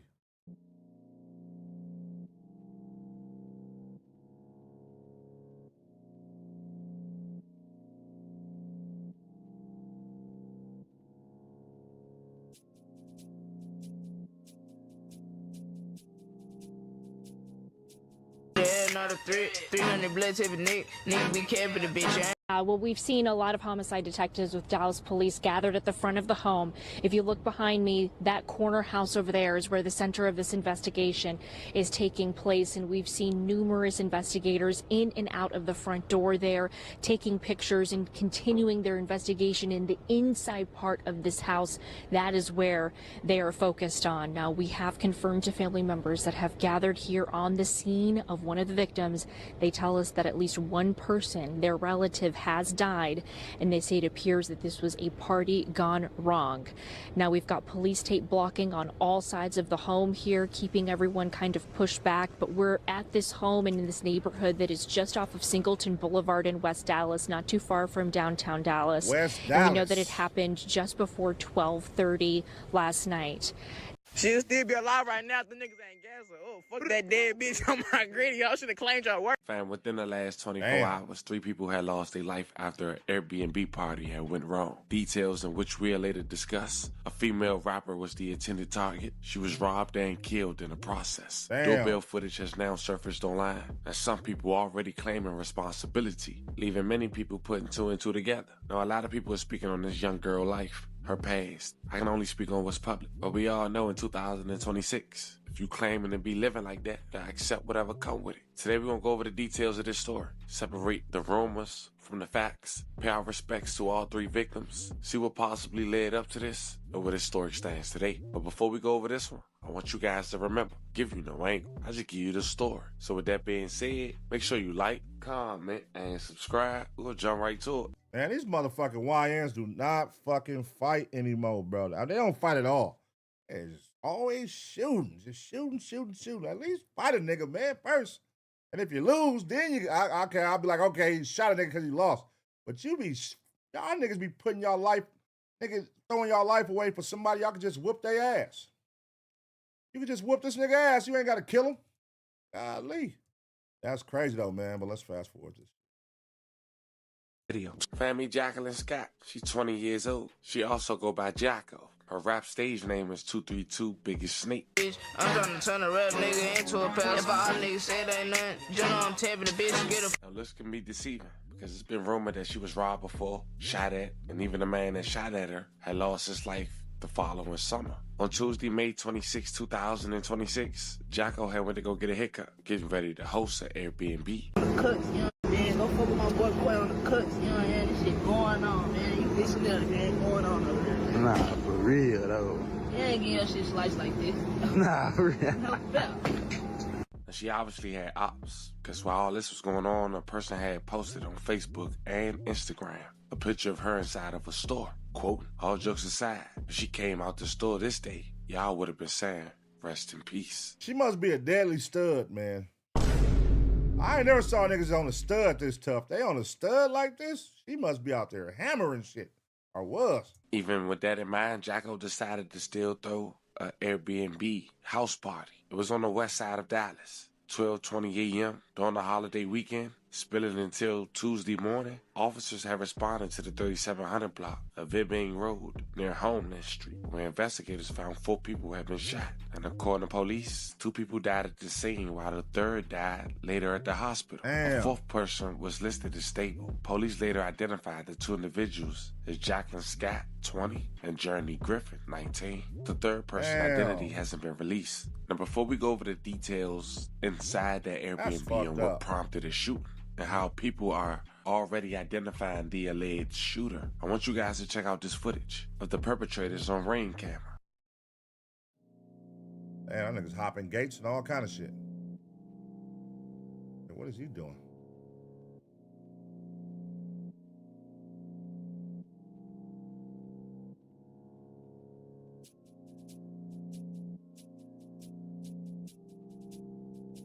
Yeah. Now, shortly after Jacko had lost her life alongside the 2 others, more information was starting to come out. 1, the alleged motive. It was alleged that 3 to 4 people had came to this party that wasn't invited. They knew people were playing dice, and Jacko was one of the people shooting dice. They said one of the shooters tried to rob one of the boys, and they jumped him, including Jacko. And that's when the 3rd victim, who wasn't identified but go by Slimy Scott, was shot. And the other girl, Journey, she tried to protect Scott and was also shot in the process.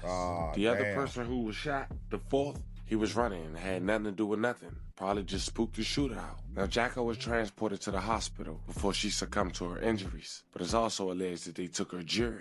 And shortly after the news had confirmed that she was deceased, some people wasted no time to mock her demise. People will later identify according to social media. But first, check out what the police had to say about the scene.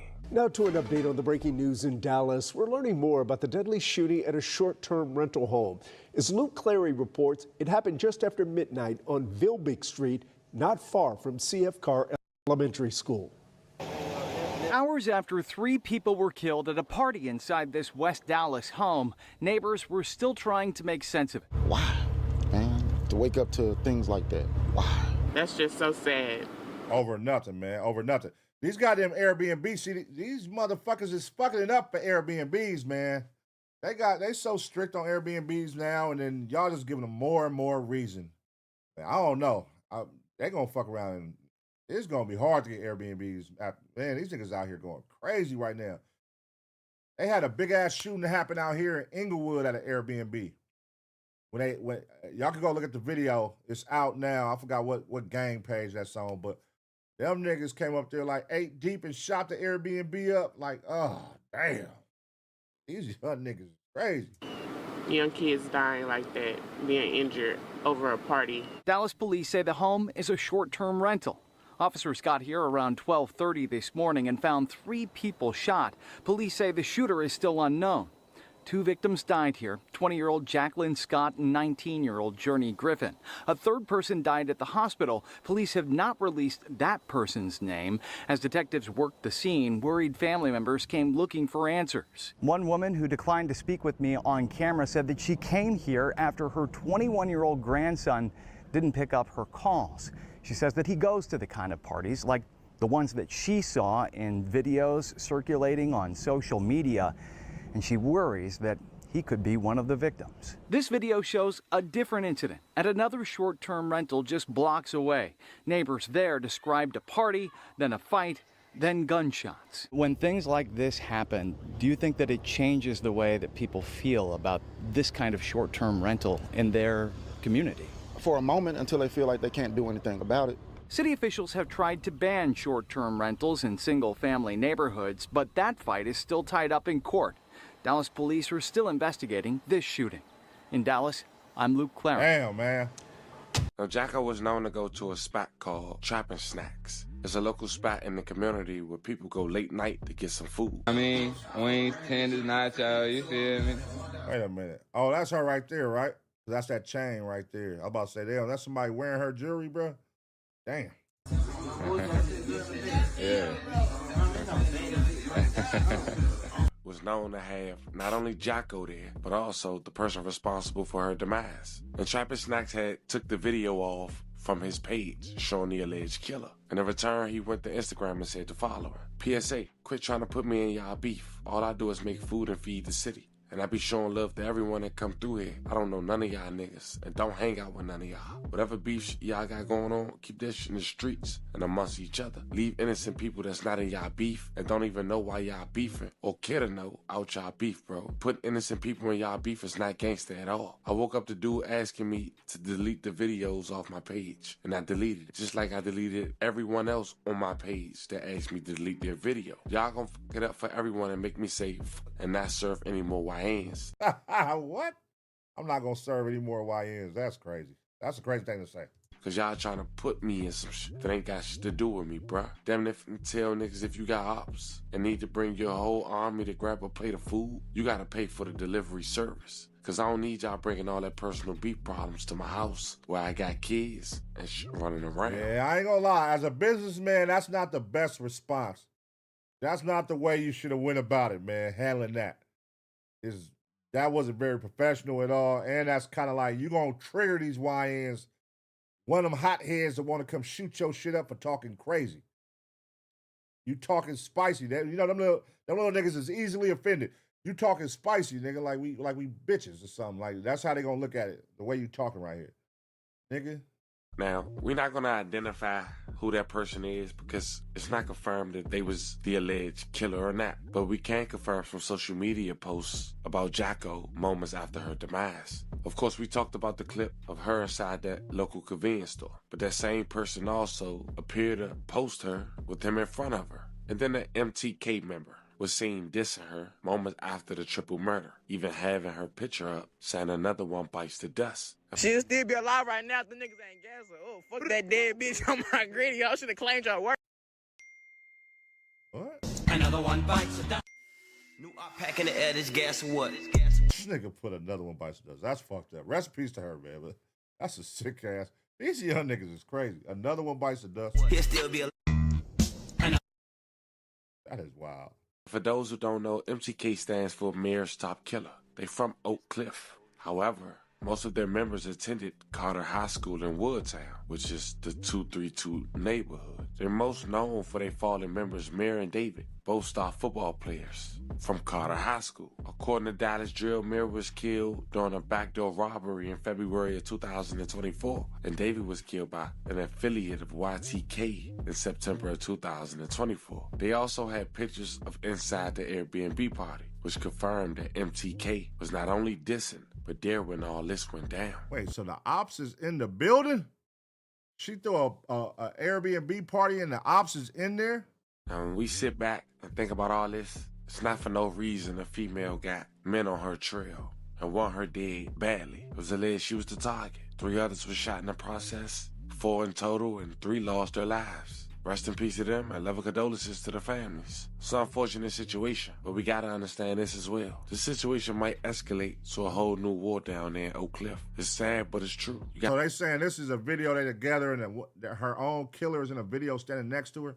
That's fucked up. Got people confessing to the murder before the police do. How you think that's gonna be? My real concern is for the innocent lives who was affected in the process. Send a love and prayers y'all way. Fam, it's time for y'all to let me know how y'all feel about this one in the comments. This was the story of a female rapper down there in Texas who was gunned down at a local Airbnb after throwing a party during the holiday weekend, shooting dice, and having unintended guests, leading to a robbery, then a jumping, which led to gunfire.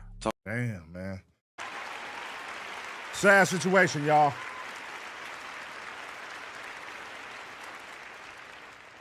Gone too soon, gone too soon. These kids young as hell out here, you know what I'm saying? They putting all these super disrespectful videos, they getting guns at young ages, and nobody wants to fight no more, man. These young kids just want to shoot them up, bang, bang, and take it straight to the internet and post who died and laugh at them and disrespect them, and it's just a cold era. Like, what do you think come from that? You know what I'm saying? If you putting my dead cousin, my dead sister on here and you laughing at her and playing Another One Bites the Dust, and I know where you be at every day and you know what I'm on. Like, nigga, you know I'm finna come for you. And now you done created all kind of like unnecessary bullshit you gotta look out for.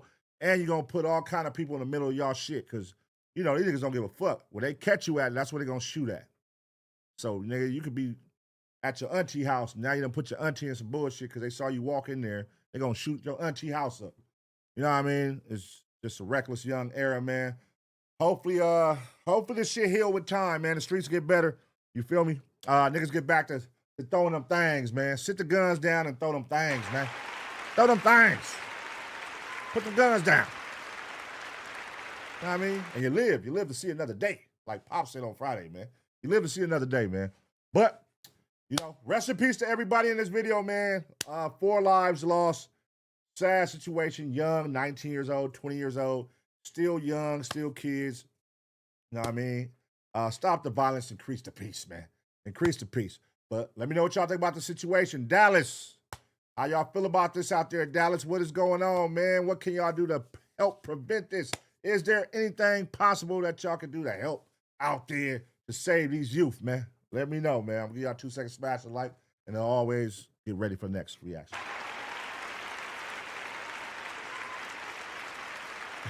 You know,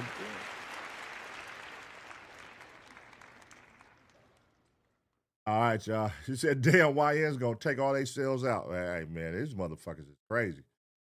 You know what I'm saying? Somebody is feeding all these young niggas these guns, though. That's the crazier part, where it make you scratch your head like, wait a minute.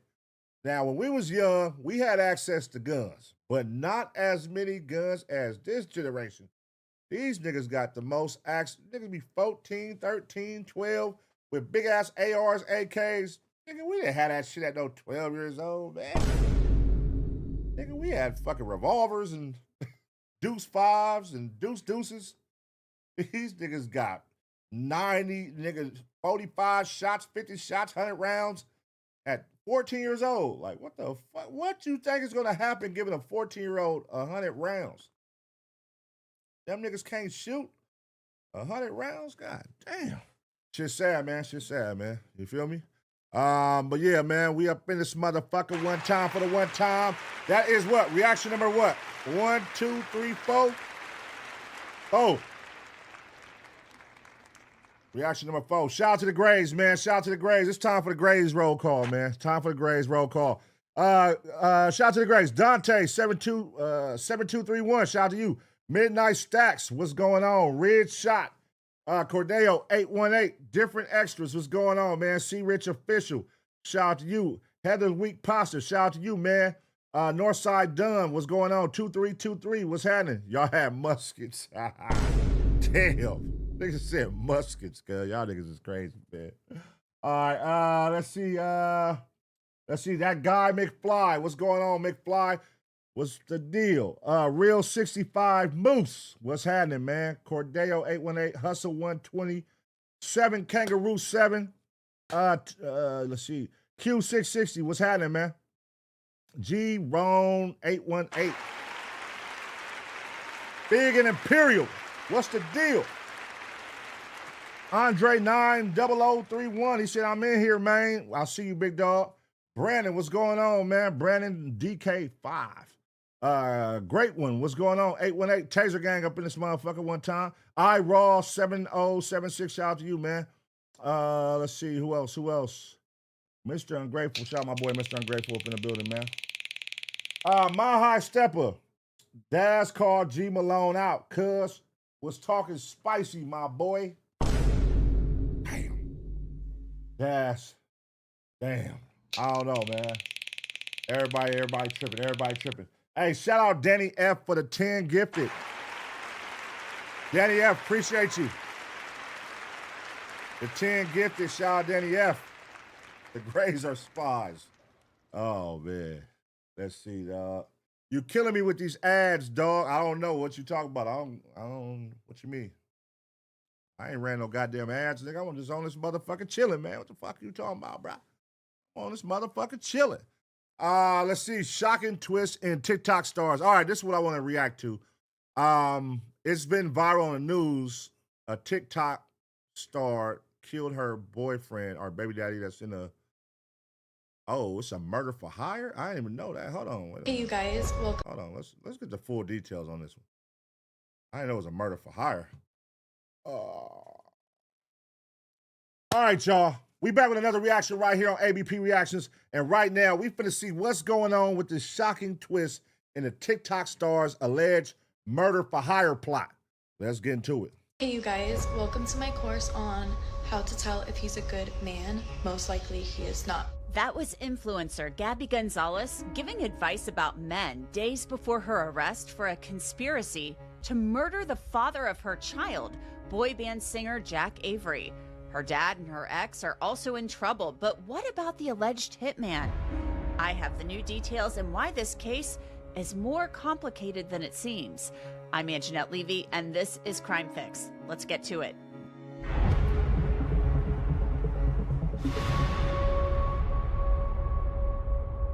Interesting. You know, there's that old saying, the plot thickens, and when it comes to TikToker Gabby Gonzalez, her dad, and the alleged plot to kill Gabby's ex, Jack Avery, the story has a new twist. To keep things simple here, I'm going to refer to everyone by their first names, because another person is now behind bars for this alleged plot. Gabby Gonzalez is a social media influencer. She's big on TikTok. Okay, first I'm going to talk about Florida because duh! Being a born and raised Florida girly, and I moved away 5 years ago. But Gabby also has a big following on Instagram, and she shares a lot, including in this reel where she was doing chores while ovulating. Free bleeding has helped me become more in tune with my body, for one. Number two, period products are ridiculously expensive. Period products should be easily accessible for everyone who needs them. Period products. Obviously, and the prices keep increasing. And then on top of it, there's chemicals being put inside of pretty much every single period product, even the organic ones. I have just come to the place in my life where I choose not to participate in it. Yes, when Gabby is... Oh, you one of them motherfuckers that don't like to wear a goddamn deodorant and don't like to use toothpaste and all that type shit, huh? You one of them super organic motherfuckers. I see what's going on with her. On her period, she goes au natural. No feminine products. So that's just a sample of what you will find on her socials. But back to the case at hand.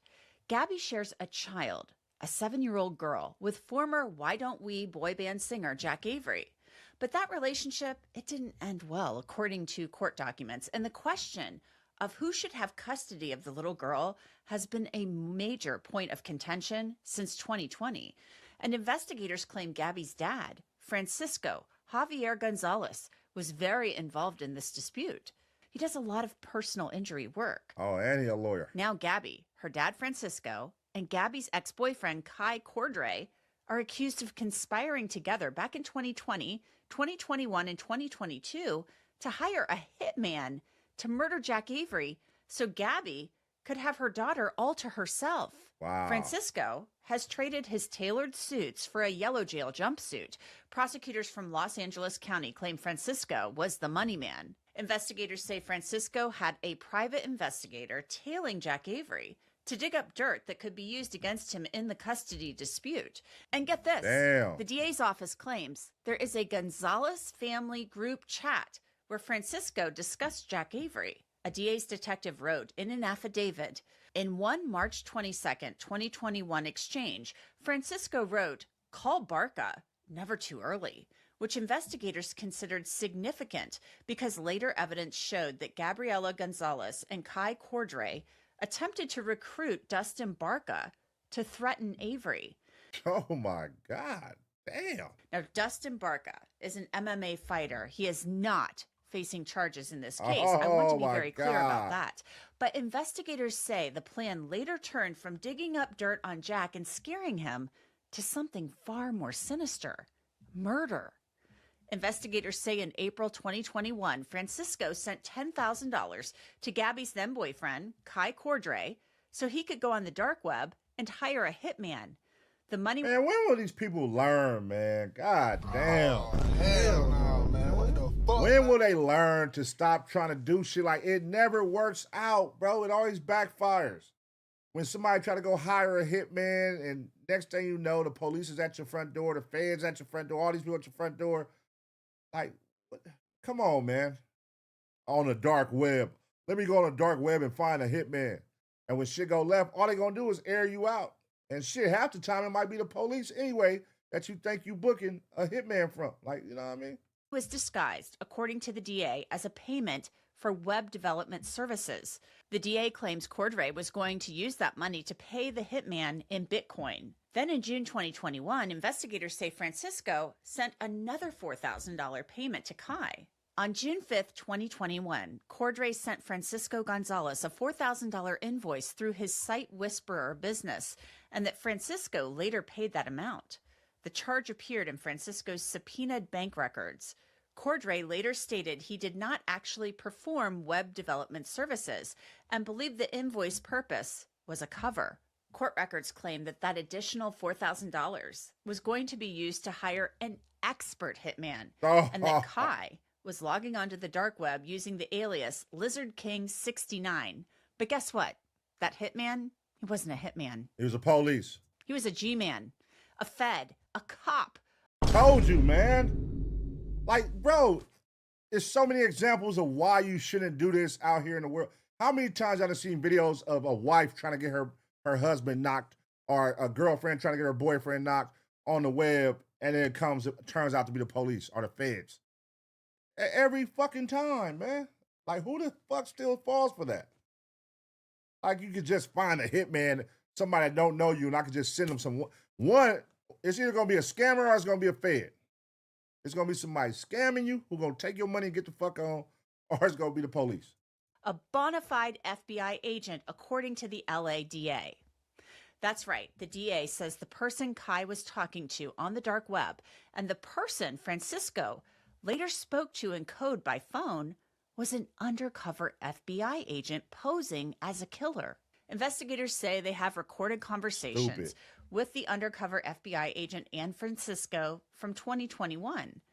And later, in October 2022, investigators say Kai and Gabby discussed the plan in recorded calls and the possibility that they could be exposed.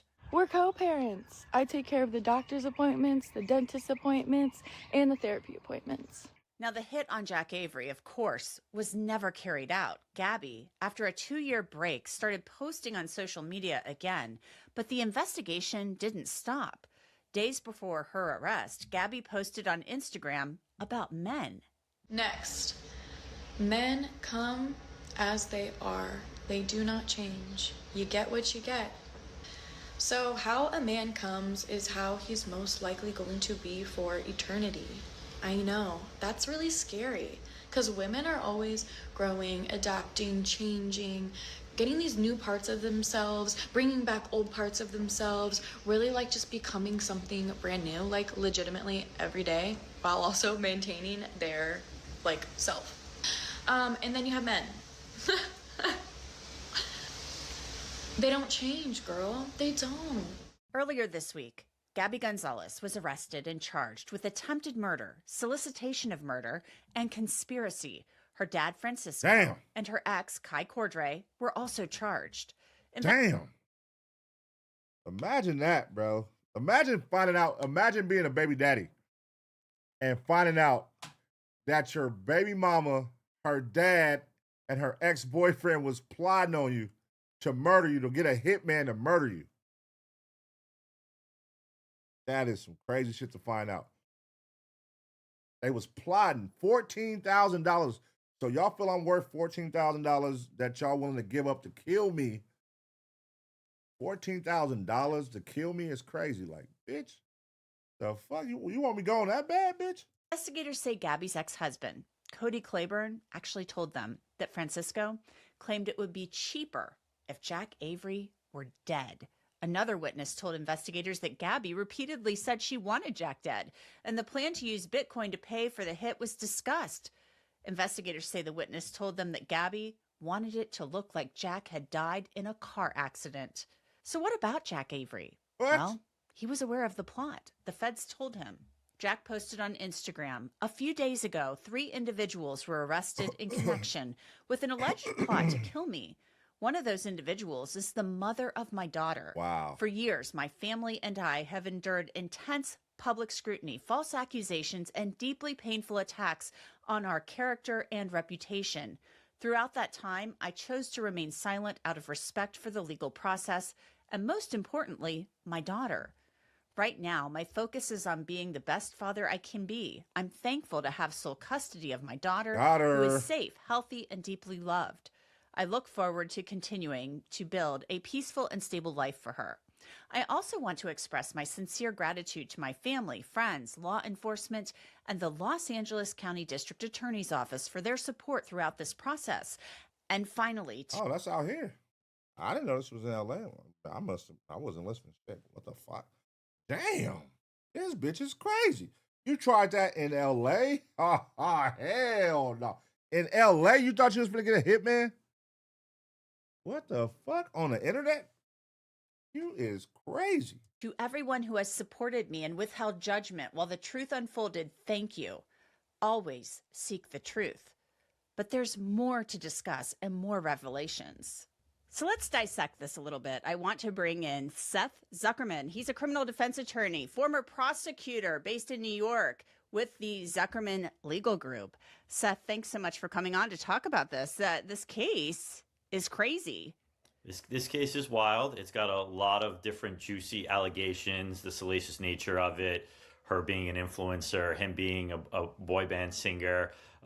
This has got a lot of juicy allegations here. That's crazy, man. A lot of juicy allegations. It's a family affair, but really one of my big questions here is that if you look at the documents, this all goes back to 2020, 2021, some stuff going into 2022. They're accused of getting online. They got a fucking family group chat plotting on them. They got text messages. They got the dark web. They got you sending fucking messages on email. They got your name you was using. Like, bro, these motherfuckers could tap into anything, bro. They could search anything. They will find anything. Shit you think you deleted. These motherfuckers ain't playing, man. They always find niggas shit. They swear ain't nobody finna find it. I'm finna use this name. I'm finna use this computer. I'm finna go over here. They always find a way to track that shit and get your dumb ass. Golly. Dark web, hiring a hitman. Francisco, dad, is the money man, according to the feds and the LADA's office. You know, Gabby's involved in this. What in the world took so long to file charges? We're into 2026 now. Why do you think if the feds are doing search warrants in 2022 on electronic devices, and it looks like they've got all of this decent evidence on the dark web and recordings, what's been going on since? Well, first off, thanks for having me. I think from what I understand, the feds just didn't think that there was enough here to make an arrest and to start a federal prosecution against Gabby and her father. I think from what I understand happened is the feds handed over their evidence to the LA County Sheriff's Office at some point after the investigation in 2022, and that's when they started to re-interview the witnesses and start their own case in LA County as opposed to making this a federal case. Now, obviously, it still seems like it took a long amount of time from when that happened, from 2022 to 2026, but it's my understanding that that's a long-ass break, 4 years. Feds just didn't think there was enough to charge her and her dad federally, and that they handed it off to the state LA County Sheriff's Office, who then brought it to the LA County DA's office. Back in 2022, Gabby had a husband, a new husband, Cody Claiborne, and you know they did warrants. The feds did some search warrants on electronic devices at the home he shared with Gabby, and you know he's like concerned, he's worried, and I'm kind of thinking to myself, there are some statements attributed to him in the complaint. I'm thinking to myself, were they working to flip some witnesses, get them to cooperate to bolster what they already had in the form of these text messages, communications on the dark web, payments back and payments to the alleged posing hitman, things of that nature? Do you think that was a big piece of this? Anything is possible. Obviously, Cody Claiborne is cooperating. According to the affidavit, he provided some very damaging statements. Snitch. He's a snitch. He's a snitch. He's a very important witness. He tells the law enforcement that her and her father were obsessed with obtaining custody of their daughter, of her daughter, and that they were that he was deeply involved, the father was deeply involved, and that Claiborne described the family as being obsessed with obtaining custody and excluding Jack Avery from the daughter's life, and that the father had said the words to the effect that it would be cheaper if Avery was dead. Those are important comments. Snitch. Now, of course, as a criminal defense attorney, the first thing that comes to mind is, well, those are words and not actions, right? And that's a defense, right? You know, in heated custody disputes all the time, people say, you know, I wish my spouse was dead, or I'd be better off if my spouse was dead or hurt or injured or something, or if I took the kids away from them. But that is not enough. There needs to be some overt acts in furtherance of those threats in order for it to become a criminal action. So, you know, I would, as a defense attorney, I'm highlighting, okay, these are words, but what actions can they tie to Gabby? Shit, nigga tried to pay. Now, my question is, what do you get? What type of time are you looking at for that? Like trying to pay a hitman $10,000 to kill somebody. What type of time are you looking at for that? Actions can they tie to the father? What actions can they tie to Kai Cordry, right? Because you need the overt acts, not just the words that I wish he was dead or we'd be better off if he was dead.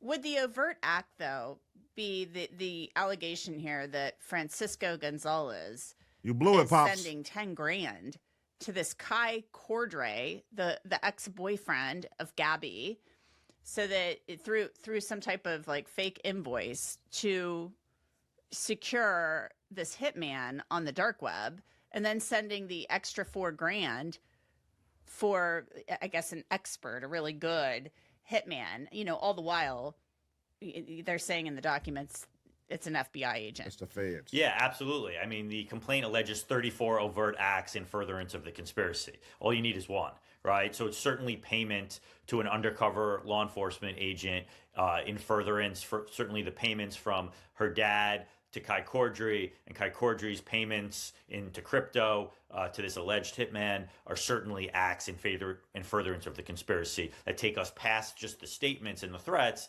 into overt acts in furtherance of a conspiracy to commit murder. That's low-key some crazy shit, like damn, my baby mama tried to put a hit on me. My baby mama and her dad tried to put a hit on me. Like, for real, nigga? Like, nigga literally paid money in hand. They paid $10,000 and sent $4 more thousand to pay a nigga to kill me and make it seem like it was a car accident. That is really crazy. Damn. Jack Avery, on a podcast back in 2025, just last year, made some comments. He said basically that, yeah, the feds came knocking on my door and told me that somebody wants to kill me. That I just can't even imagine. And so what happens, do you think? You know, you're a former prosecutor.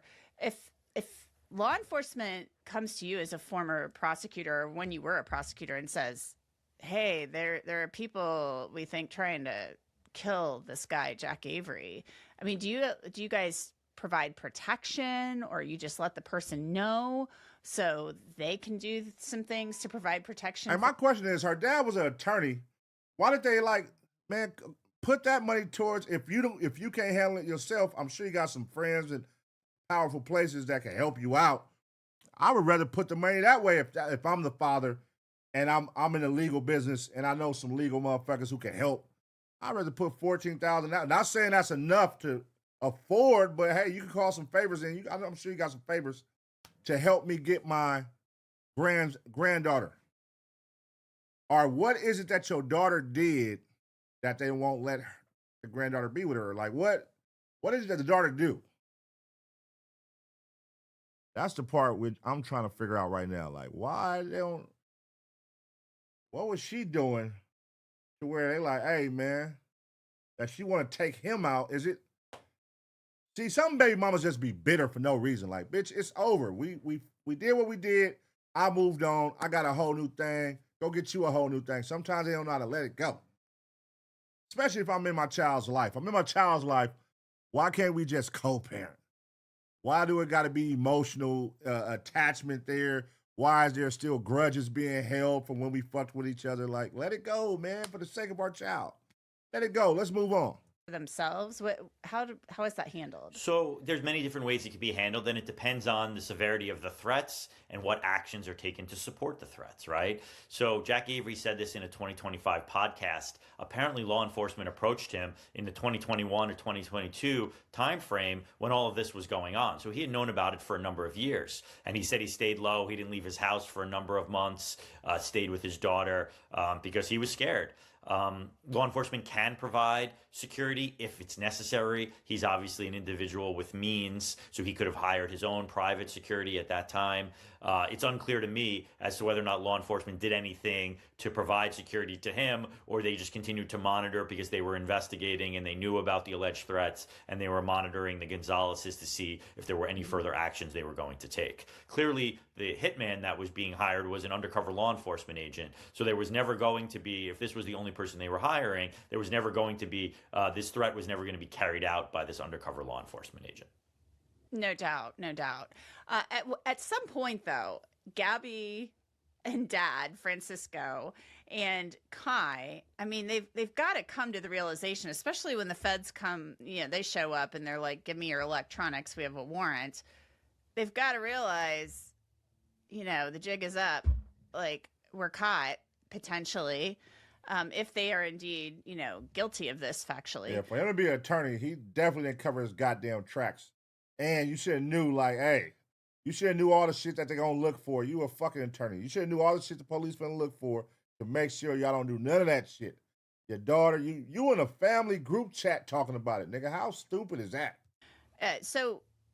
What, I mean, she's just been hanging out, it looks like. I mean, she took 2 years off of TikTok, it appears, according to one of her videos. Then she's back on, and she's all over Instagram doing videos and doing this and doing that and talking about how she's such a good mom, and you know, they co-parent, but she does everything. I mean, she's not been shy about being out there.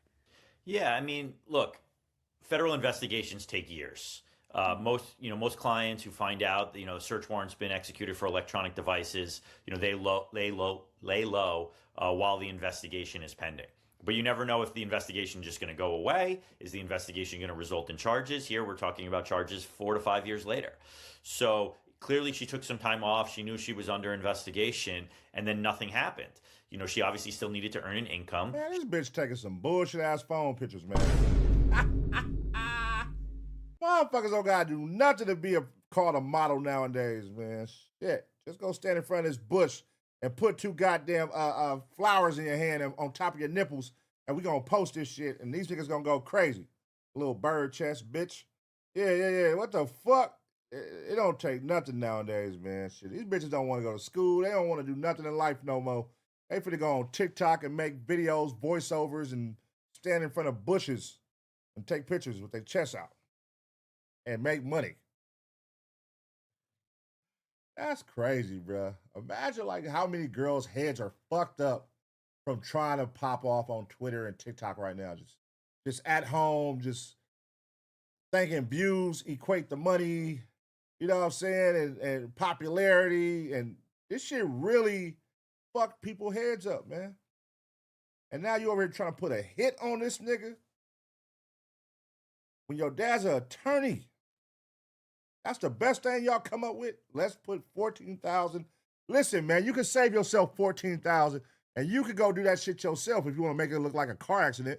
Now, you're going to get caught for sure. They're going to put it all together because obviously, look. But why would you pay somebody to do that? You can do that your goddamn self. Make it look like a car accident, nigga. You could have went a way cheaper route if that's what you want to do. You're going to get caught, though. But you could have went a way cheaper route. She needs to obviously pay for her criminal defense attorneys in this case. So she started to go back about her life, obviously not talking about the case and the investigation and trying to earn an income so that she could continue living, not knowing whether the investigation was still going on. I'm sure at some point her attorneys were in contact with the law enforcement investigators just to try to figure out where the investigation was and what stage of the investigation they were at. But clearly, you know, she determined she needed to keep living and keep going about her influencing on TikTok and other social media platforms. Dad, Francisco, is a lawyer, does like a lot of personal injury stuff in the greater Orlando area, I guess, Seminole County. You know, this is like insane because he is literally a lawyer. Now he's in jail looking at these charges. I mean, I know custody gets heated. Custody gets heated. We've seen it in other cases. One that comes to mind, the Adelson case out of Florida, the Pike County murders out of Ohio. I guess, you know, they're going to, the claim is going to be that these emotions just boiled over and overrode any reason. Yeah, during custody battles, it gets so emotional and so intensely heated that people do things that they would not normally do. Clearly, he loves his daughter and was willing to do anything for his daughter. All right, see, man, that's what I'm talking about. Look at this goddamn picture. Ain't no fucking way. Who turned on by this picture right here? Like, come on, man. This is some bullshit. This is what these girls is going on Instagram and doing, man. And it's always a sick nigga in the goddamn comment section that's going to drop the hard eyes. Look, it's like she been rolling in pig shit. She been rolling in pig shit, and it's still going to be a thirsty-ass nigga in the comment section putting hard eyes and, damn, bae. Like, nigga, you thirsty, bro. Look at this shit. Trying to help her with her custody dispute with Jack Avery. According to the allegations, he may have funded Kai Cordry in seeking out this hitman. This is what people do for their loved ones when they're in a custody dispute. So clearly the fact that he's a lawyer doesn't prevent him from doing things that anyone else would do when, you know, a custody battle gets so intense and so emotional. People do irrational things. Jack Avery has now finally spoken out about this. He's not said really much of anything. Now there's a post on Instagram in which he talks about how he and his family have been subject to, you know, public scrutiny, false accusations, deeply painful attacks Embrace on our the character victim and role, reputation. Jack. Throughout that time, I chose to remain silent out of respect for the legal process. And most importantly, for my daughter, he now has sole custody. He went and got sole custody of his daughter after the arrest and everything. Yeah, goddamn right. So this is a guy who's been living with this for years, he says. And it sounds like he's saying he's gotten a lot of shade thrown at him by Gabby and her family, and it wasn't true. Well, I'm sure during the custody dispute, things were said that are, aren't always true, right? Things get heated. People make allegations. They try to trap people. So the affidavit talks about things that her father tried to do even before hiring a hitman and trying to gain custody, make allegations against Jack Avery. So yeah, I mean, it sounds like he's had to endure a lot of false allegations and a tough time. And then, of course, once he learned that the FBI was investigating this years ago, there was not much he could do other than live his life and try to protect him and his daughter. So it makes sense that after the arrest, he went and sought full custody, and of course he got that. And now he's just trying to protect himself and his daughter because this case is going to go on. There's going to be a lot of news attention to it. He's going to have to testify if this case goes to trial, and this is going to affect him and his daughter as they move forward. Hey, man, I tell you right now, ain't nobody going to feel sorry for the mother. Once you done did some shit like this, because, nigga, trying to put a hit on your baby daddy, everybody, like, he's embracing that victim role. Y'all see, he put the nice, I just need some time right now, me and my daughter. That's what a female would have did, for sure. She would have played the same card. Embrace that victim role, you feel me? Make her look like the villain, which she is, and her dad, which he is. And nigga, like, nobody's going to have sympathy for her. And they're going to want to see her get some crazy time in jail. You know what I'm saying? But, in the end, the kid loses a mother. You know what I'm saying? It's a terrible situation. That's just a stupid way to go about it. Putting a hit on your baby father, like, come on, man. Like, what? Why would you want to kill your child's father, especially if he's present? Like they're saying he's present in her life, and hell, look, now you got sole custody of her. Like, why would you want to take that away from her? Yeah, and it's going to go on for years, I would assume. This is not going to wrap up quickly because the electronic data will take forever to go through.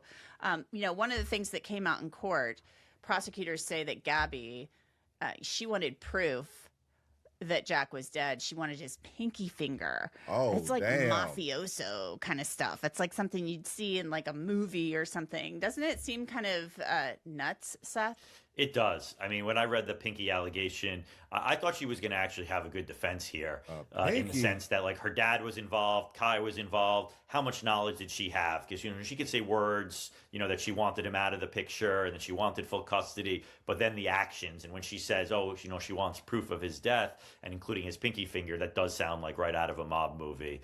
And it also shows that she knows what's going on here, right? It's harder for her to say, well, I didn't know what my dad and Kai were up to when, she's texting them saying she wants his pinky finger as proof of death. That's crazy. You want it to look like a car accident, but then you want his pinky finger. Like, who the hell has a special request for that? You know what? It just hit me right now. So she's one of those super organic motherfuckers that live off the earth, don't want any toxins, grow her own plants. She for sure probably do shrooms and all kind of drugs, different shit. Because that's some real high shit. Just really think about all this shit. You came up with a plot to find a hitman to kill your dad, to kill your baby daddy. That's some high shit. Only a high nigga will follow through on that. Because anybody with some sense knows that is stupid. Do not pursue that. And you actually talk to somebody, and not only did you send one payment, get one payment sent, you got a second payment for $4,000 sent on top of that. And then you got the nerve to tell the nigga, hey, I want it to be a car accident, but make it look like a mistake. And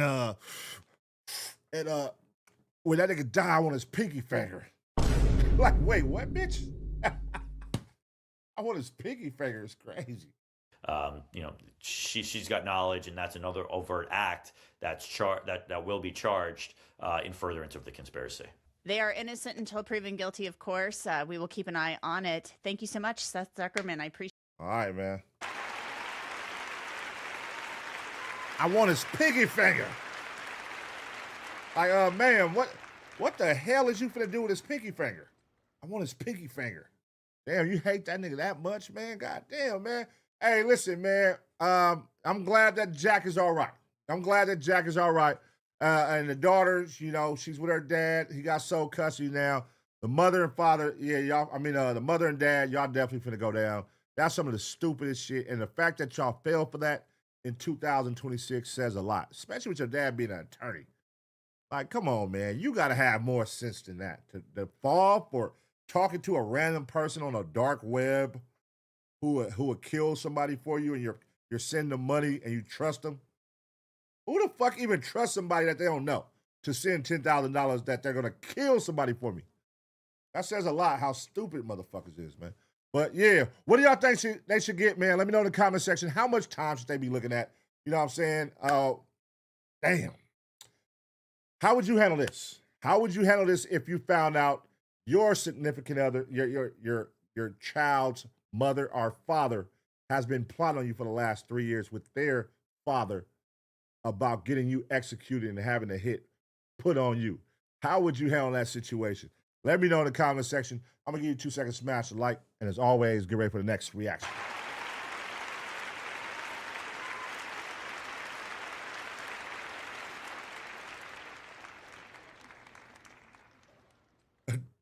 A DP for stupidity. Like I said, court finna take out the bid. Hold on real quick, y'all. Get some water. Court finna take out the bid. Damn, dog. That's hilarious, man. What the fuck? People are stupid, bro. That's one thing these reactions keep showing us, y'all, how stupid motherfuckers is.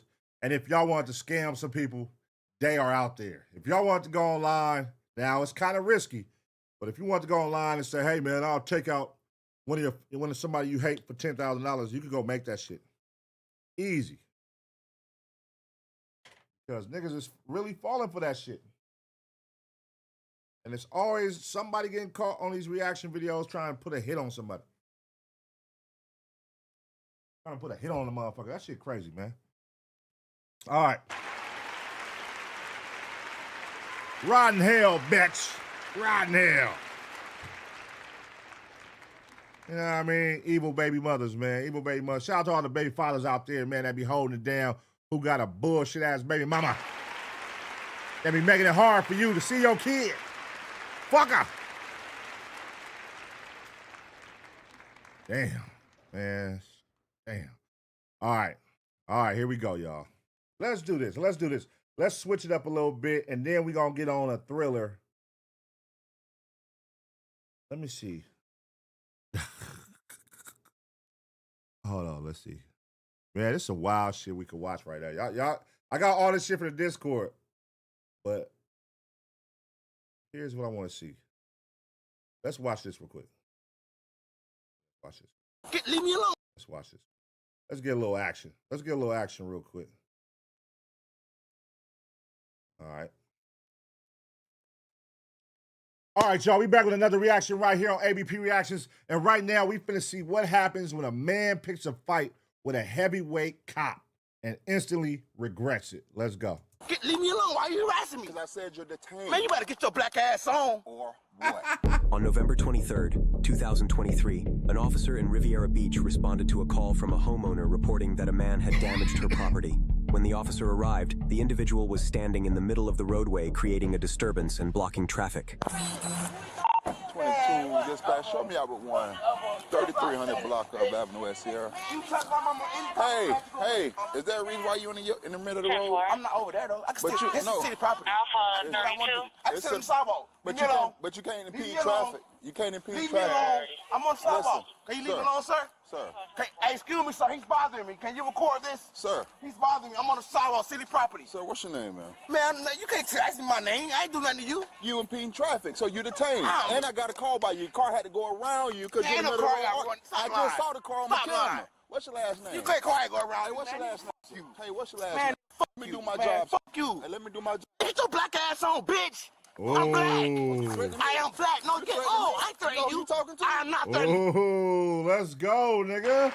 Yeah, we about to have a showdown. Nigga. What type of necklace is this you got on, though, brother? What the fuck is it? Is that candy necklace? That's that old school candy necklace you had in elementary and shit? Do you know I ain't here for the games. Man, you black like me. I ain't here for the games. Oh, you black like me.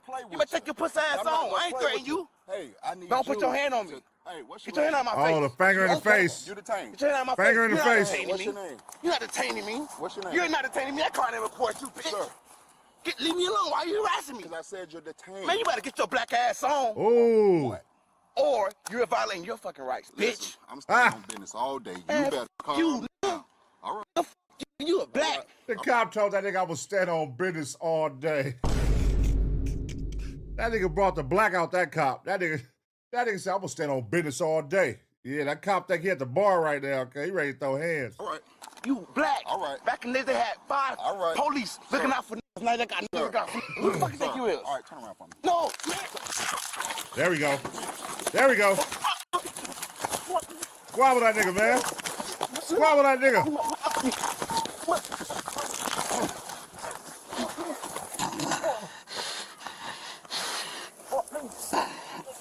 All right, who do it look like winning right now? It look like the black dude is winning the young wild nigga. I don't know if this officer might be getting beat up right now. All right, I give up. I give up. I'm gonna tell you, I give up. Oh. You that ass wrong, though. You give up. You mad about your ass. Come on, we can't see. Come back. Come back. Hey, bro. Oh, we can't see, man. Hey, you might well kill him. Damn. You didn't have to do that, bro. You could left me alone. You didn't have to do that, dog. Come on, bro. You didn't have to do that, dog. Auntie, calm down, Auntie. Okay, calm down. Come on, man. Hold the camera so we can see, man. You better kill all that shit. How you doing? Oh, I'm talking about this, my auntie right here. Whatever you saying. Okay, hey, leave it alone, man. Leave it alone, man. Oh, you got some stuff, bro. Yeah, I got it. Appreciate it. So I got him. We got a call earlier from this 1012 down there causing disturbance, and I pulled up from 3408 earlier. Get her in the house. Get in the house because we're not doing this today. We're not doing this today. That's right, ma'am. Thank you. That's right. So, hey, hold on. This is a fucking crazy looking forest right here. Look how bruh walking up. This whole forest, where's this at? Long story short, I saw him in the middle of the road, impeding traffic, cars going around him, so he acting crazy. Okay. So I check out with him, go over the radio, and then he go to ain't no acting way. crazy. No, you're not going to talk to me. Don't talk to me. I'm like, hey, I try to make sure you're good, because he's saying he's And then from there, he kept trying to walk up and tell him, hey, you detained. You know, we got to see what's going on down there, because allegedly he telling them he going to kill them. And then we go out with him. This is some country ass shit. I tell him you detained. I do like this. He just swing on me, so we get to touch him. And then my radio thing came off, so and that's why. Yeah, Florida. This makes sense. This is some Florida shit for your ass. It's fine. Yeah. I heard you call. I Yeah. already know. Yep. But we good, though. Okay. All right. Let's get him out of here. He in the truck. Yeah, let's get I'm him taking out it of off here. on. So bad. You probably tried to assault me too. Hey, I need back up. Because you might try to assault me again. You took off your camera one time, you'll do it again. What's your last name? Huh? What's your last name? You'll figure that out. I ain't telling you nothing. So I'm getting the charge? Hey, wait, what if he did take that camera? He said you took your camera off. What if he really took that camera off on purpose? That I didn't even think about that. Because, damn, it looked like it fell off. What if he really took it off so I could whoop your ass? And notice how they stepped out of camera where you couldn't see nothing. So he probably did do that shit on purpose. I'll get another charge. No, I'm asking, when you going to give him a charge? Be a man. How you give him a charge? Give me your name. For what? How you going to give him a charge? I'm asking, how you give my name? Can I ask you that question over? Up and do your paperwork. Be a man. Appreciate You did not have to do that to me. Come on. You know you're wrong. You didn't have to do that to me, bro. You tried to look for a big scene. I will. I need backup pieces. I don't trust him. He took off his camera. All right, but I'm here. I'm here. Are you a sergeant? I'm with North Palm. No. Are you a sergeant? I'm a corporal. I want to see a sergeant because he Sir, took come out. He took out his vest. Buddy, I don't want him to hurt one or two things are going to happen. Either we're going to... You know what I'm saying? I don't want him to hurt me because he took off his vest. He tried to hurt me on the street. Okay, well, that's in the street. Then you file your complaint later on. Come on. Okay. Let's go. We ain't got time. You pull our pants up? Come on, let's go. Come on. We ain't got time. Come on over. Hey, here's the deal. I ain't got nothing to do with him. I get that. You can file... Listen, let me tell you how to do this. You're that upset? File a complaint afterwards. Okay, listen to me. Here's what's going to happen. We're going to approach you inside. We're going to take the handcuffs off. Now you're in North Palm, all right? So you know we're not going to play with the whole thing going back and forth. Correct. All right, so be respectful with me. I'll be respectful with you. Why are you using the West Palm, North Palm? Because this is the way it goes. And Revere? Yeah. Why? Because we're in a jail cell right now. We do all the processing here. Come on, bud. 16 Revere. How big you is to me? Sorry, 1249. Is that right over there? Yeah, the camera's working. Come on.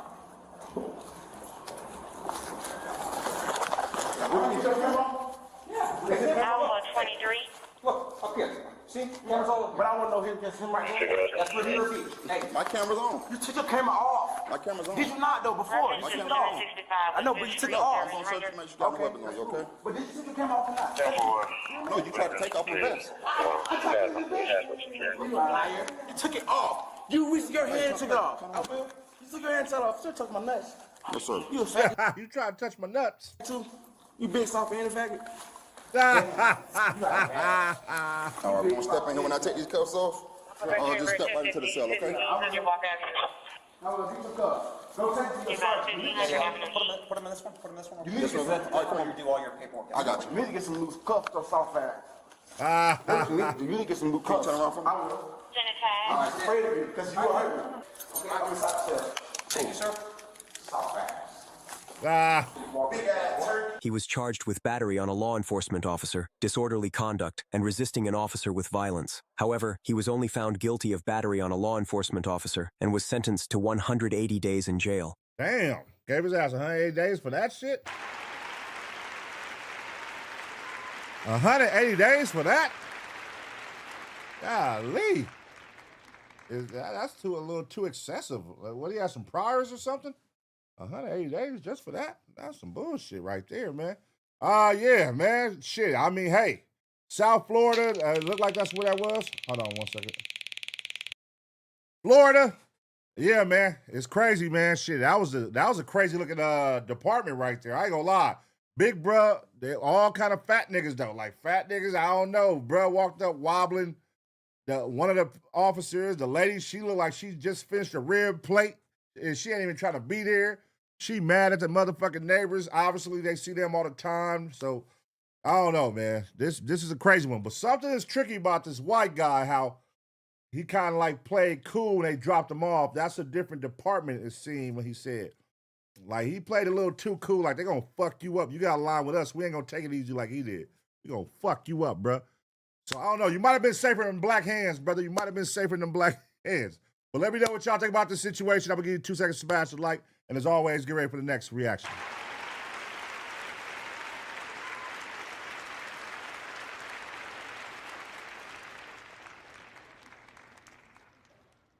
All right, y'all. All right. So, look, this is what we're going to do. We're going to do one more crime one. And then I want to see a hot topic, and then I'm gonna finish the night because I gotta wake up for my kids' recital. I ain't trying to be on too late, but we're gonna do two more. We're gonna do two more. Let's see. Let's do I don't know about. Okay, we can either do.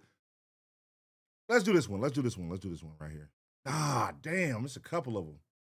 Never mind. Let's do this one. This is not. Let's watch some little crime shit right here. Or is it to a secret dungeon? All right, y'all, we back with another reaction right here on ABP Reactions, and right now we finna see what happens when a killer lures a 19-year-old to his secret dungeon. Oh, let's go. This is 19-year-old Sade Robinson leaving a bar with her date, unaware that these are the last hours of her life. Damn. While she's been enjoying the chance to meet someone new, her date has been focused on something darker, far darker. Oh! And just minutes from now, he'll put that plan into motion. What happens next will lead Milwaukee police into one of the most disturbing investigations of their careers. That's gnarly, bro. But just a bone. Ah, shit. It just on the leg there. You found a what down there? A leg. Human leg. What the fuck is going on? It's a rainy afternoon in Milwaukee County when police receive a request for a welfare check on a missing teenager. 19-year-old Sade Robinson reportedly went on a date the previous evening and hasn't been seen since. Wow. Miss Robinson! Milwaukee police, please answer the door. We're gonna come in otherwise. I don't hear anything. Nobody's seen her since the date. Sade is just 1 month away from graduating with a degree in criminal justice and has plans to join the Air Force. She is ambitious, hardworking, and punctual. So when she failed to show up for her shift at the local pizza shuttle, her co-workers knew something was very wrong. It has been less than 12 hours since Sade was last heard from, but her disappearance is troubling officers for unusually disturbing reasons. Earlier that day, a harrowing 911 call had come through to the Milwaukee Sheriff's Office. We're about to sign by the golf course. Okay. What's going on there? No, we just found the lake there. We found the lake down by the lake on the clay. You found a what down there? A lake, a human lake. The call has come from a remote... Man, hell no. Okay, so I'm trying to see how they came together. Was this like a Tinder thing? They met on one of those dating apps? Or did she already know this guy from a while? Is this her first time meeting up? They said she went to go meet up for a date. Was she already fucking with him? What would make you take it to this level to kill and chop her body up? Damn. Stretch of beach on the Lake Michigan shoreline, right below a rocky area of woodland called Warnemont Park. As officers arrive, they find a man waiting at the scene who tells the officers he was walking with a friend when something caught his eye halfway up the bluff. They walked down the Esker from Sheridan, started walking south just for fun, rough day on the beach. As they were walking, that leg right there, said that it was up about approximately where the end of that stick, that branch is. By the bushes right there. Yeah, bushes, said that they saw it up So it was like up on the hill, kind of? Yeah. Okay. So it was about, I don't know, maybe 7 feet. 7 feet east on the rock. I moved it just for evidence purposes. All right, hang on, Evan. We'll talk to you some more, okay?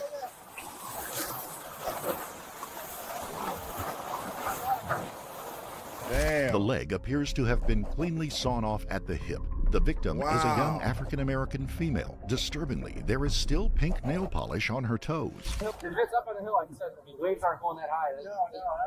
If somebody could be killed and dumped over. Just clear the air, make sure there's not the rest of her up there. What? That's gnarly, bro. Yeah. Did you find one before? Or just a bone? Ah, shit. I mean, this look well preserved. That's what I was saying. Like, it looks like doesn't look that old. You know what I mean? Officers have already made 2 important observations. The body part was not washed ashore, but thrown down from the wooded area above the beach. And whatever happened here occurred just hours ago. Both suspicions will prove correct. 10 miles from the discovery on the lakefront, a young woman has been reported missing, and her burnt-out Honda Civic was found on an abandoned property. Damn, nigga, burnt the car. While the vehicle has sustained heavy damage, some key evidence does remain.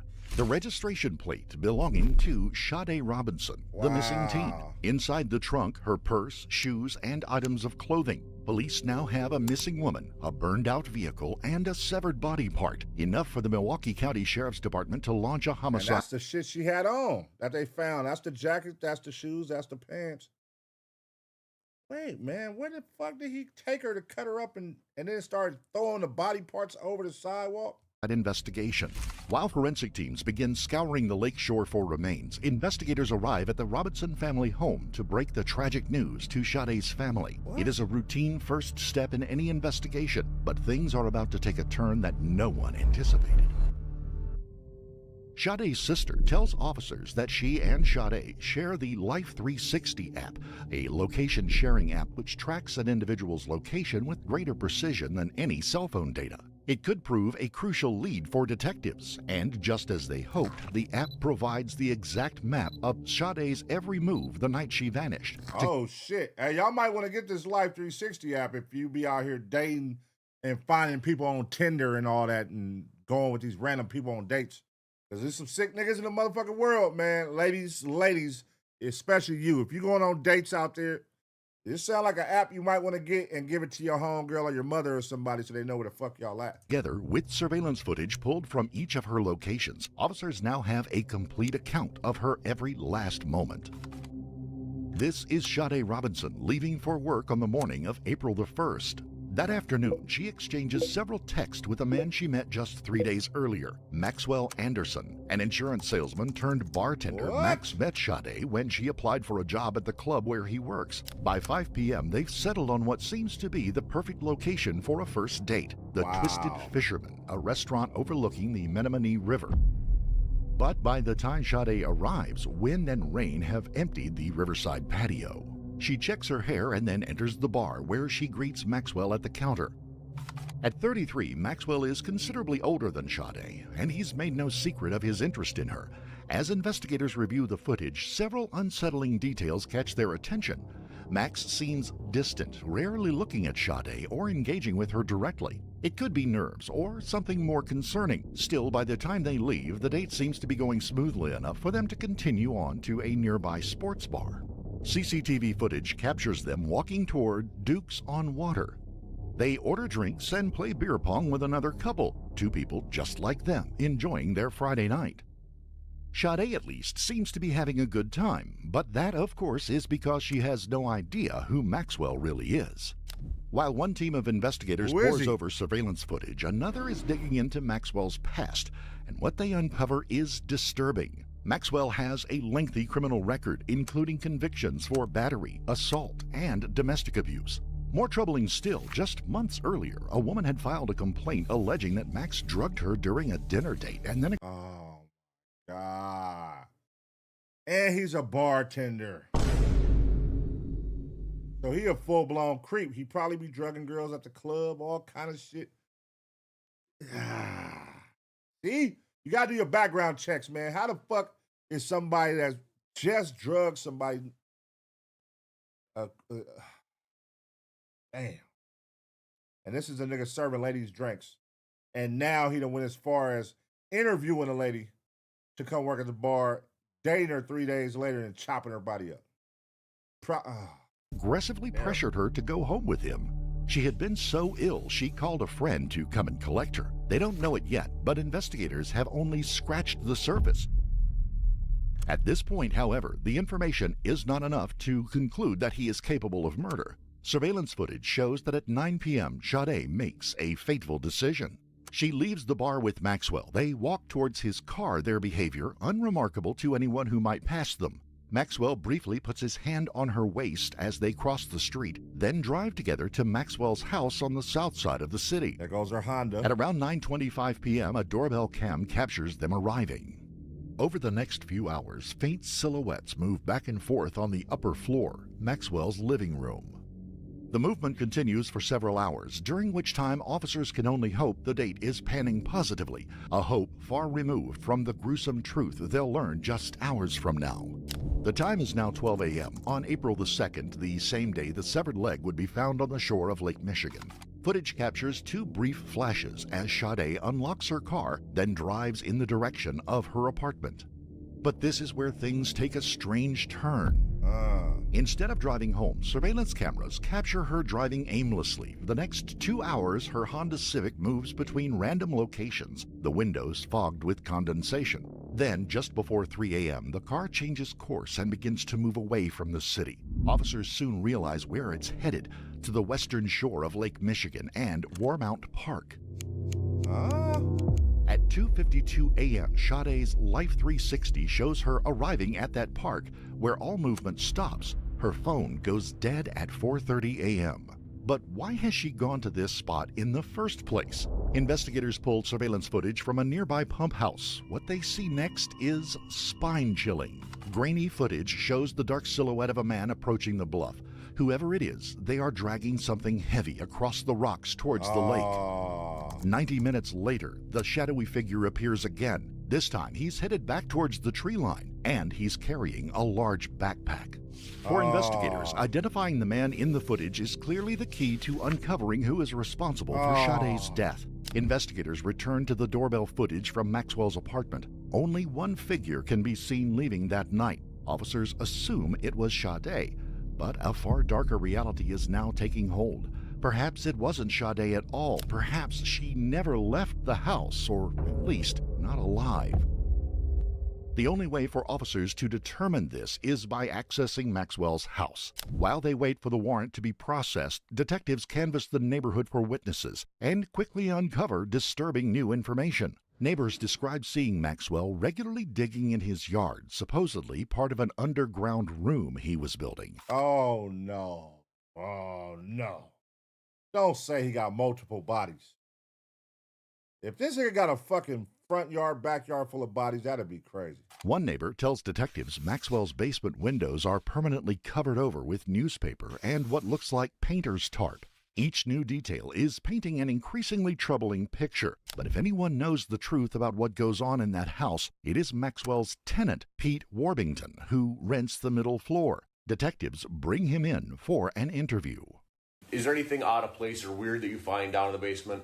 I just thought he was always a dirty guy, you know. When I go down there in the basement, the only thing that's really out of place, you know, he's got a bunch of tools and stuff everywhere, a bunch of paint everywhere, but it's always been that way. Okay. I didn't really notice anything in the basement since then that would be considered odd. I just thought he was an odd dude. He's always working on like arts and crafts, not arts and crafts, but like home he calls it home improvement, but he's obviously no good at it. And he would just do that constantly, building weird stuff, or, you know, he built that shelf that's above our washer and dryer out of like a door or something.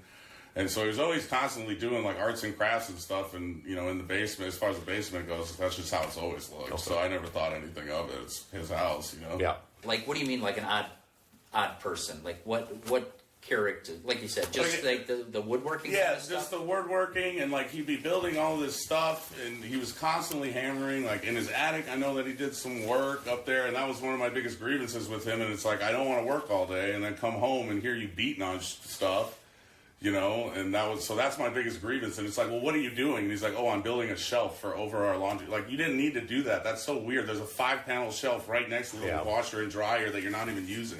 Yeah, what's the big old hole? He says he was gonna turn that into a shed with like a basement, and they said like when it gets cold in the winter, that's where I was gonna keep my dogs. And I'm like, this is the dumbest idea I've ever heard in my life. You don't like, you know, and he did do the fence around, and I appreciate that. Having a dog, you know, I like a fenced in yard, and he did good with that. And I think that just kind of amped his head up to do all this other stuff, and he's got all these ideas and stuff.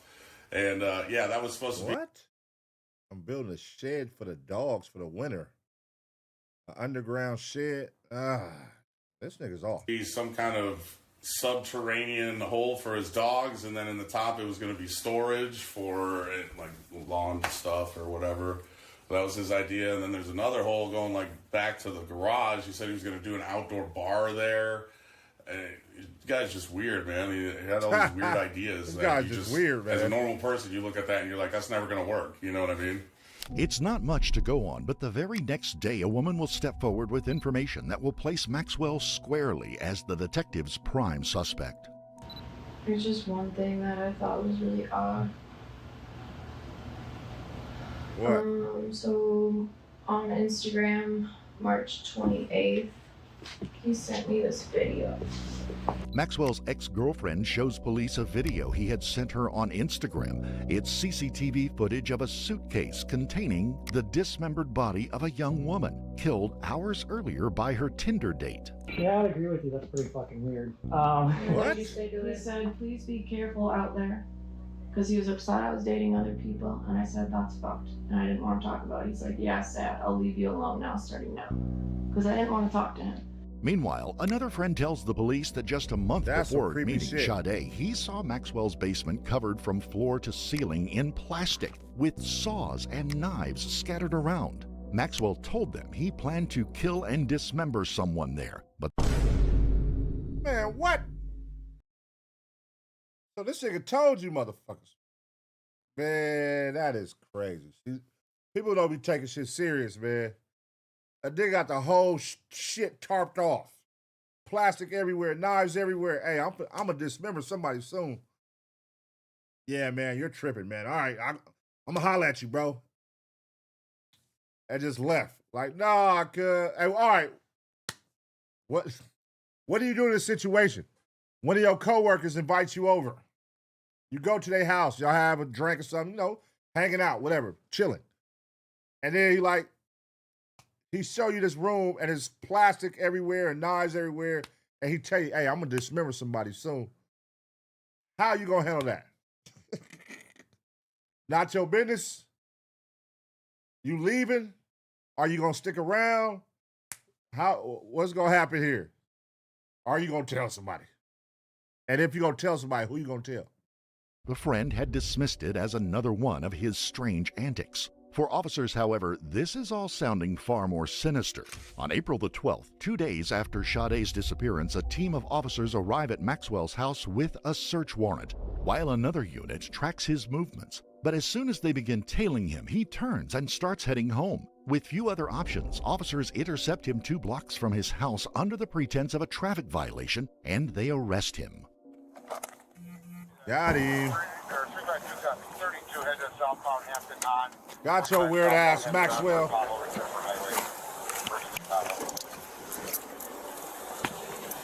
Any weapons items, sir? No.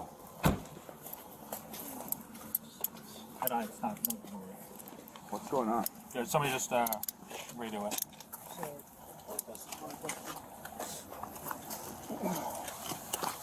124 dispatch.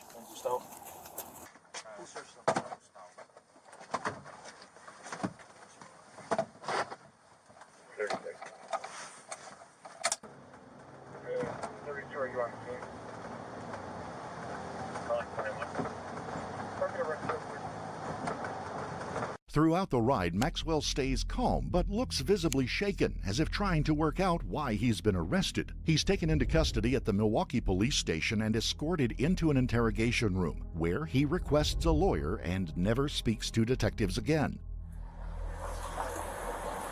Go up those stairs. This nigga creepy, man. Just take his 2 jackets, boots, belt, boots. You have anything in your pockets? No. You might just stand up real quick and double check the pockets. Just makes it with me. And how do you think that girl with the Life 360 feels? Who was the other end, her homegirl? Knowing that she trusted me with knowing where I'm at. And then you see this shit going on this app. You probably sleep though. It's 3 a.m. You probably sleep. And you wake up in the morning and you see that at 1 o'clock, 2 o'clock, she was doing some weird activities going from this side of town, and now at 3:40 they're at the beach. And then her phone goes dead, and then you find out the next day her body was cut up. Ooh, that shit probably gonna live with you forever. If you was that motherfucker who was in charge of making sure she was good with that app, because you definitely failed. Damn. That's gonna play on your psyche. His strategy will do nothing to help his case, however. While Maxwell awaits in the county jail, investigators are busy combing through his apartment and downloading the contents of his phone. But here again, things are about to take an unexpected turn. Detectives searching the apartment are stunned to find no evidence of a crime scene, but all the appearances of one. In fact, this will be one of the most disturbing residences these veteran officers will ever encounter. Bladed weapons are in every room. Machetes, axes, knives, 51 blades in the kitchen alone. Blood spatters are visible on the walls, bedding, and flooring. In the basement, officers uncover a makeshift sex dungeon, complete with hidden rooms, slings, restraints, handcuffs, and torture devices. Shelves and drawers contain surgical gloves, duct tape, zip ties, and plastic sheeting. What the Most fuck? disturbing are the things hidden out of sight, stuffed between support beams and inside walls. Notepads listing women's contact details and personal information. Wow. Bags of women's clothing, shoes, and underwear. Please? So he did it before. He killed some more women. Ledgers full of twisted fantasies. And in the garden, investigators find signs of Maxwell's interest in digging. But it looks nothing like construction work. Yet, for all its horrors, none of it directly ties Maxwell to Sade's murder. The blood is later determined to be canine. None of the knives test positive for Sade's DNA. There is no sign of a cleanup operation. However sinister this house may be, it's not enough to lay charges, and officers find themselves back at the drawing board. CCTV has provided investigators with every major breakthrough so far, and now they turn back to it once again. Someone drove Sade's car away from the beach that night before setting it on fire. But who? Investigators zero in on the area where her burnt-out car was found.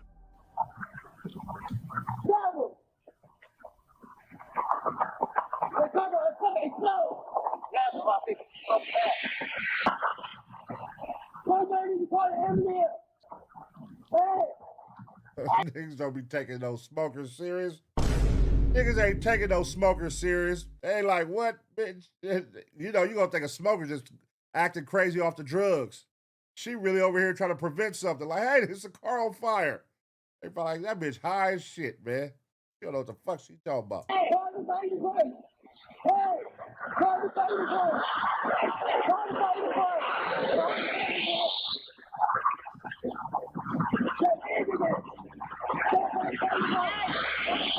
Two witnesses have just seen a car on fire and asked someone to call the fire department. But officers quickly notice one other person in the footage. The unknown figure is wearing a hoodie and carrying a heavy backpack. He moves quickly, like he's trying to distance himself from the scene. A moment later, he reaches a bus stop and boards a city bus. The next footage comes from a camera inside that bus. Cameras a man's everywhere. Face comes clearly into view.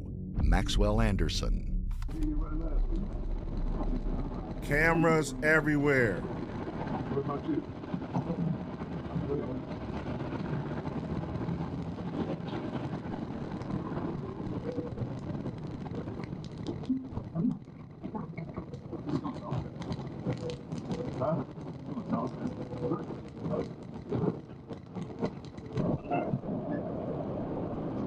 What the fuck?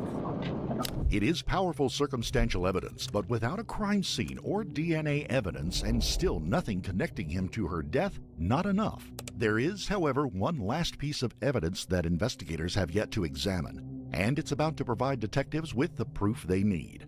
When forensic technicians download the contents of Maxwell's phone, they discover dozens of images taken shortly after midnight on April the 2nd. Images of Sade that he had taken and deleted. At 12:04 a.m., Maxwell takes the first photo of the woman. She is lying face down on his couch, incapacitated, an arm over her face. In images that follow, she is in various states of undress. A white male's hands can be seen groping her. So this nigga at the house. Drugged her, probably drugged her. As he is taking photos, Maxwell has turned on an episode of the series Love, Death, and Robots. It features a dismembered corpse on a beach. Detectives have just one last thing to do. On April the 4th, Maxwell Anderson is charged with first-degree intentional homicide, mutilation of a corpse, and arson. In the days leading up to his trial, human remains continue to wash up along the shores around Milwaukee. What? 911, this is Brian. What is the location of your emergency? Hi, this is Oak Creek. I have a caller on the line. She is going to be on the beach. If you and advise that she is out with a deceased body or body parts. Okay. It looks like the back and the butt and an arm.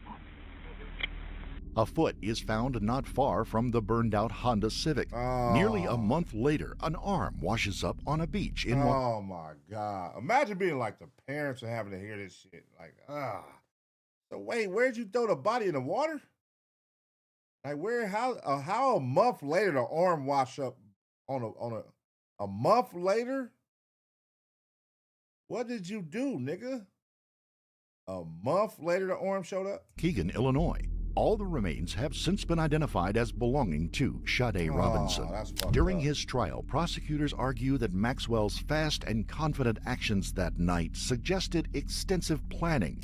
The evidence on his phone suggests Sade Robinson was drugged at his home before he killed her and drove away in her vehicle.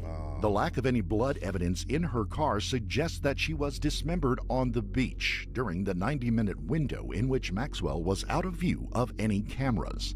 He has not been connected to any further homicides. On June the 6th, 2025, Get that nigga life. Jury found Maxwell Anderson guilty on all counts. He was sentenced to life in prison. Get that nigga To life. this day, he protests his innocence. Damn, man. Sick motherfucker. Rest in peace to that young lady, man. Rest in peace to that lady, man. Damn. She just met the guy, you know what I'm saying, trying to go get a job. He's the bartender there. You know, I don't know what she saw in him that made him attractive to where, hey, let's go out on a date. Because he seemed like a weird motherfucker. So was she a little weird too for that to be a turn on? But anyways, 3 days later, go out on a date. Here's my thing. I'm just asking. What if she's never dealt with a white guy, right? And you know, if you black, you know what I'm talking about. Like, it's like a thing. Like, hey, I'm finna try something. I'm finna date. I'm finna see what's up with this white girl. I'm finna see what's up with this white dude. You know, and your homegirl 9 times out of 10, mate. Hey, hold on, watch out now. Hold on, watch out now. Trust me, this happens. And then it actually lives up to be what you expected it to be, where it's a crazy motherfucker who takes you and kills you and cuts you in pieces. Like, that is some sick shit. And she's just thinking it's a nice little date. Let's hang out, go back to your house, and then you drug her, take pictures of her, undress her, probably did some more shit, and then take her to the beach and cut her body up and throw. Like, who the fuck, dog? What the fuck? This is crazy, y'all. Hey, listen, ladies, gentlemen, both of y'all, be safe out there, man. It's some crazy motherfuckers, and they're working at bars. They're serving you drinks. Be careful. Be careful. These motherfuckers, they outside waiting for you to walk. We had the reaction, the nigga that buried the girl underneath the stairs, that tucked her on the stairs, and she came out the bar drunk, and he wanted to help her to the car. It's some crazy motherfuckers out here, man. You know what I'm saying? When y'all watch these ABP reactions, y'all learn, man. Be prepared. Go get you a goddamn taser. And a knife. And a gun. Get you everything. And be ready. And don't take no drinks from none of these motherfucking sick-ass motherfuckers you just met. Don't trust these niggas, man. This shit is crazy. But, yeah, life in prison, man. That's what the fuck you deserve for cutting up that sister, man. She did not deserve that, bro. You fucking piece of shit. And how would you feel? I'm gonna ask y'all again. If you on that Life 360 and to find out that your homegirl confided in you to make sure she's straight while she out. She probably told you, I'm going on this date. You know what I mean? Make sure you tracking me tonight. And you fall asleep and then wake up in the morning and your homegirl missing. Come to find out she dead. How would you feel, man? How would you feel? Sad situation, man. Rest in peace to her again. I'm going to give y'all 2 seconds to smash the like. And as always, get ready for the next reaction.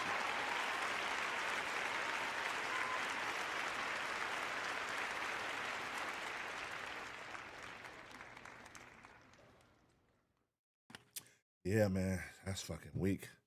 That's weak right there. God damn, man. God damn. Lost her life. She was young. Had shit going, man. Had shit going.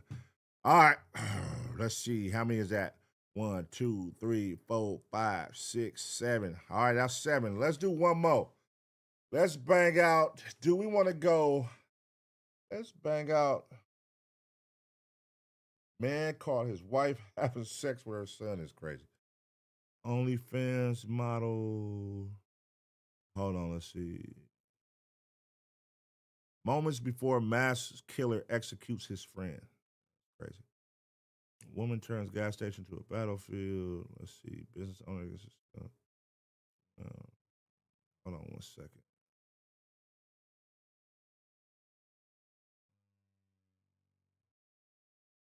Let me see. Which one will probably give us the most interesting shit right now?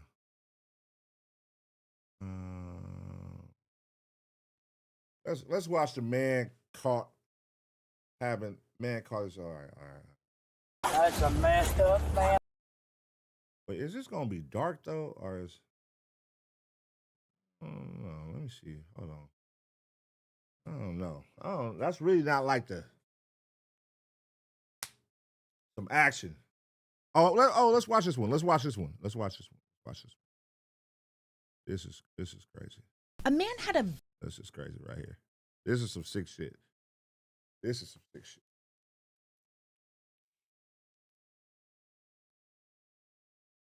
All right, y'all, we back with another reaction right here on ABP Reactions, and right now we finna see what goes wrong and how it goes wrong when an OnlyFans model has a deadly BDSM session with duct tape, plastic wrap, and glue. Let's go. A man had a very specific request for an OnlyFans model. Asking her to buy boots and glue them on his feet with Gorilla Glue. He was asking her to buy dildos and glue them in his mouth. What? And he also asked her to pour pools of Gorilla Glue into his eyes to glue them shut. What? So that she was the last girl that he would ever see. Then he died after the fatal fetish encounter. All right, man. That's how we starting the video. This nigga said glue dildos in his mouth. Gorilla Glue dildos.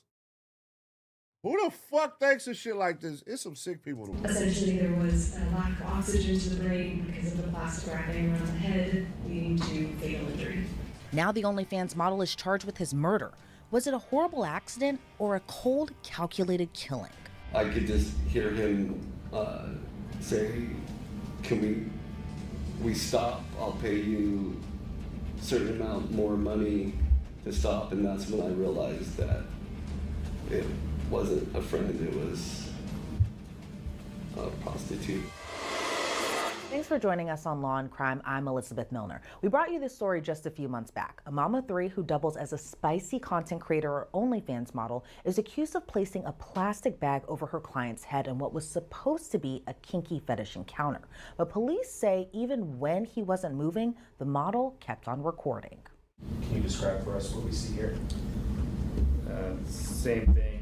Michaela's sitting there topless, masturbating with a vibrator, lip syncing to the music. It pans down to Mr. Dale laying at her feet, motionless, still wrapped up the same exact way. Bruh. What? Dog. Now, sister, man, what the fuck? She's masturbating while he's dead? Jesus Christ, it is sickos out I here. think she might have been resting her foot on him. You mentioned in the previous clip how there was one moment where Mr. Dale's body kind of moves or shifts. Any movement with Mr. Dale in this clip? No. In April of 2023, more than 2 years ago, 56-year-old Michael Dale was rushed to the hospital. He was found in a really unusual and kind of scary state. Investigators say he had duct tape over his mouth, a plastic bag over his head. His head was also wrapped in saran wrap and covered in duct tape. An unusual scene, right? So it might have come as a surprise to investigators that he reportedly made the request and paid a 29-year-old OnlyFans model $11,000 to do that to him. What? Initially, it was reported that Michael Dale spotted Michaela Rylarsdom on a website for hiring spicy dancers and escorts. And it was reportedly Michaela's first time ever engaging in this type of fetish behavior with a client. So police say Michael and Michaela met up on April 17th. But even before that, they were texting one another for weeks. Oh, it's her first time. I thought this was her whole get down. So that kind of, wait a minute. I see why they come up with the angle that she killed him. It's her first time. And nothing wrong with engaging in what you want to engage in with two consenting adults, right? But then a 911 call came in on the evening of April 17th. When officers responded to Michael's home, they say he was lying on his back and Michaela was giving him CPR. He didn't have a shirt on. His arms were above his head, down like this. It appeared to be like some sort of tape and rope around his wrists. He was wearing red pants and had both of his legs bound together by a clear plastic wrap. And he was also wearing some black boots. Could you walk us through sort of your mindset as you're rendering CPR on the male laying down? Obviously, I'm trying to give effective CPR, but my thought process is wanting to get that person out of the room. She seemed kind of frantic. You're talking about the defendant? Yes, sir. And why is it important in your mind to get her out of the room? For me, it's more of just an officer safety standpoint. I'm not sure what the true nature of what I'm walking into is, so I'd prefer for me to just be there alone. That's some sick shit.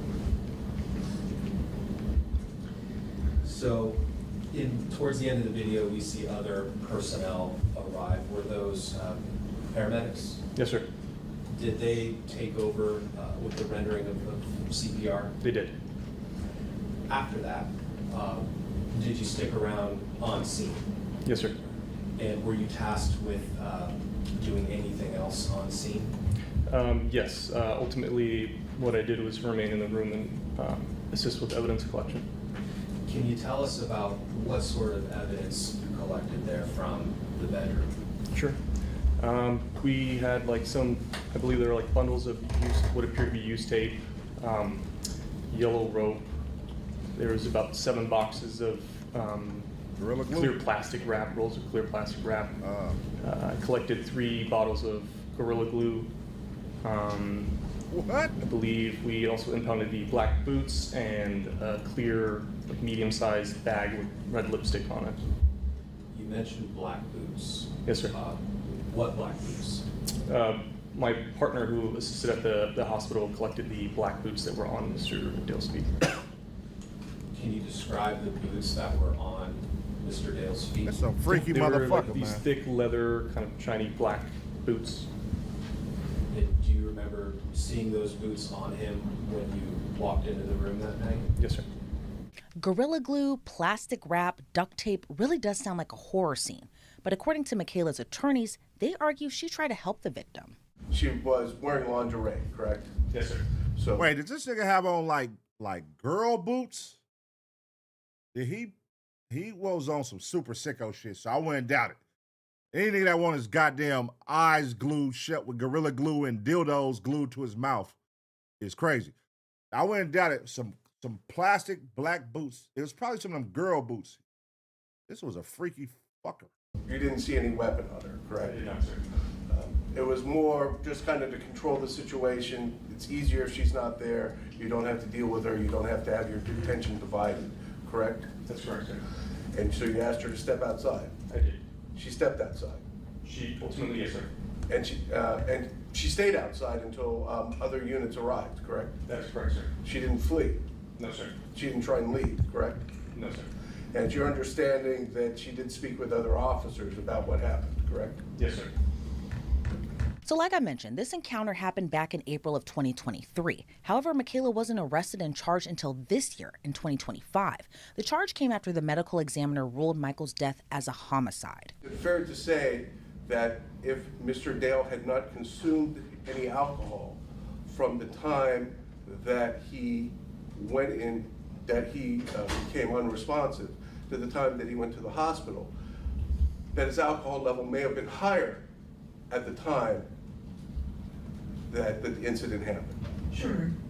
It might have been higher than a .33. Absolutely. And typically for most people, .40 is considered to be a near fatal or fatal level of alcohol, correct? Yes, that's a correct guideline. Now, alcohol is a depressant, correct? Yes. And that's what suppresses the fact that you're breathing, correct? Is the depressant acts. Yes. He also had trazodone in his system, correct? Yes.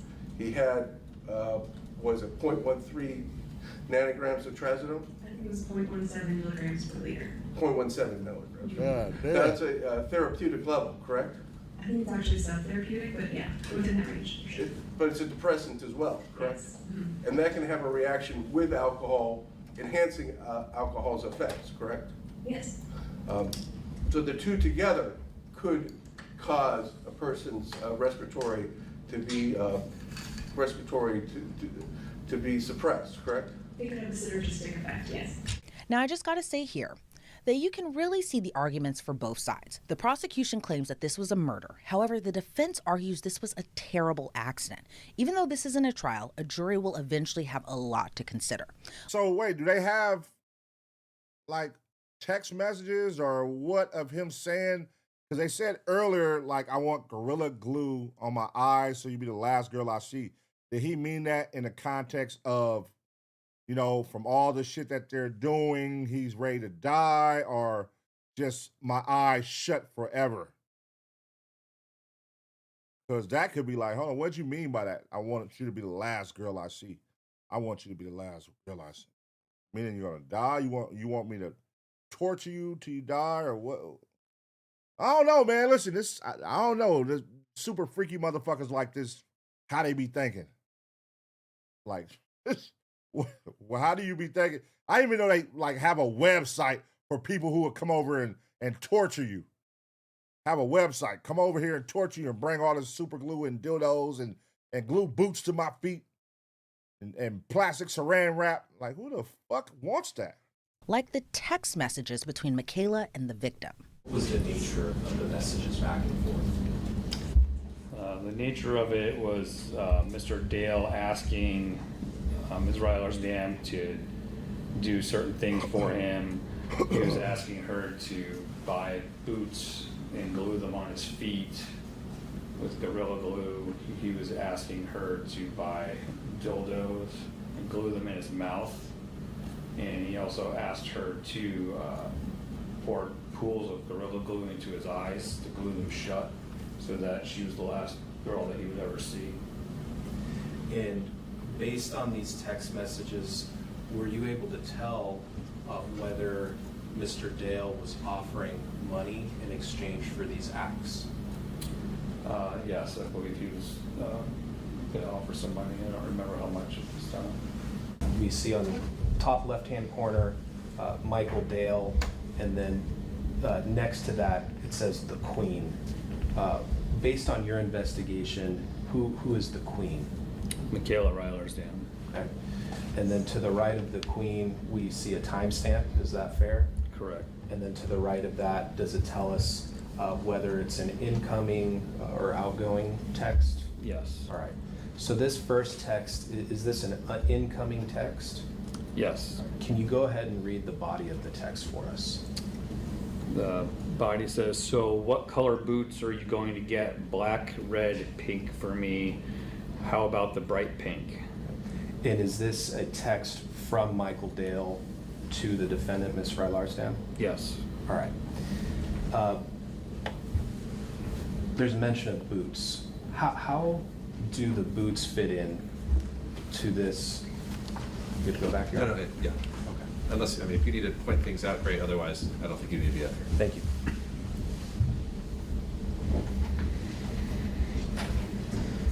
So there's a mention of boots in this very first text. Can you tell us, based on your investigation of the case, what's the significance, if any, of the boots? So Mr. Dale was asking Ms. Rylersdam to buy a pair of boots and glue them onto his feet.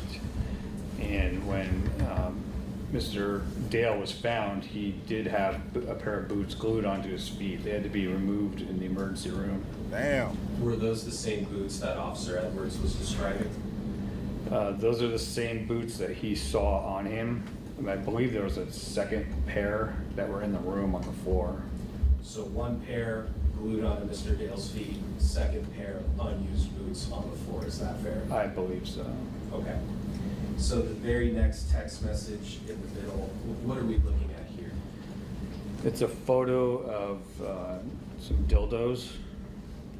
And again, is this an outgoing text from Michael Dale to the defendant, Ms. Rylersdam? This is an incoming text from Michael Dale. This is from Ms. Rylersdam's phone. So it's an incoming text from Michael Dale to Ms. Rylersdam. Thank you. And you said it's a picture of dildos? Yeah, it's a advertisement on Etsy for to buy dildos for $36. Can you read the next text message for us at the very bottom of page 1? It's also incoming from Mr. Dale, and it says, I was thinking of something like this, say 6 inches long, that you could put down my throat before you glue my mouth shut. What? Before we... See, this is what I'm saying. Like, was he trying to kill himself? glue my mouth shut with a 6-inch. What? You want your mouth glued shut with a dildo inside?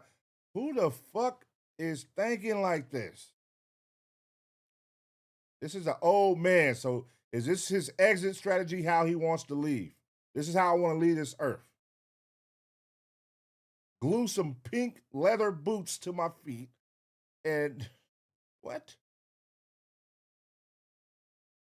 But they said when they found him, he had saran wrap wrapped around his face, a plastic bag and all that.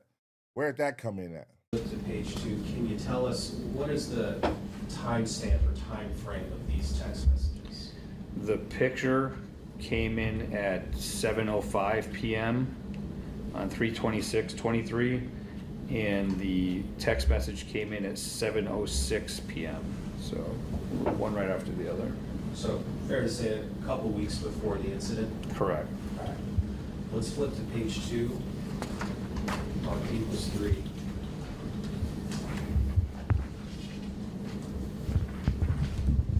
Yeah, I don't know about this one. All right, man. Freaky motherfucker right there. Freaky motherfucker right there, man. Listen, everybody got, you know, now that we know there's some wild shit going on out there in the world for motherfuckers with sick fetishes. Obviously, we've never heard nothing like this, seen a reaction like this where somebody want their mouth super glued with a dildo inside of it and their eyes shut and all kind of shit, boots taped to their feet. I don't know. That's a sick exit strategy to get up off this earth. I don't know. You know, should the lady be held accountable? Now, true. To kill somebody, you shouldn't kill nobody. But if the man is saying, "Hey, I'll pay you to do this," I mean, should she be held accountable?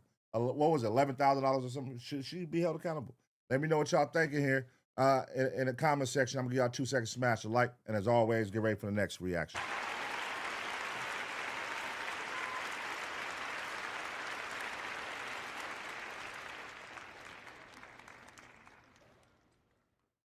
Yeah, man, that was a little too kinky and freaky for me, and I'm sleepy right now. I'm like, man, that shit said 30 more minutes. I wasn't doing that. I wasn't doing 30 more minutes of that one, buddy. I'm like, what the fuck is this going on? What the fuck? It's too much wild shit for me. Yeah, man, appreciate y'all. You feel me? We did about 7, 8 reactions tonight. 8, I think 8 total. Make sure y'all go through, smash the like, man. Hey, smash the like for me one time, man. Smash the like. Get on that motherfucking like train and smash that like for your boy, man. Smash that like if you had a good motherfucking time tonight, man. If you enjoyed these reactions, smash the like. And make sure y'all leave comments. Make sure y'all leave comments, all that good shit. Make sure y'all engage. Send this shit through the algorithm. Y'all know all that good shit. Make sure y'all dropping videos in the Discord. I went through the day and saved all the ones that was in there. So if you want to submit some new shit for Thursday, wait, what's today? Tomorrow's Thursday, right? Yeah.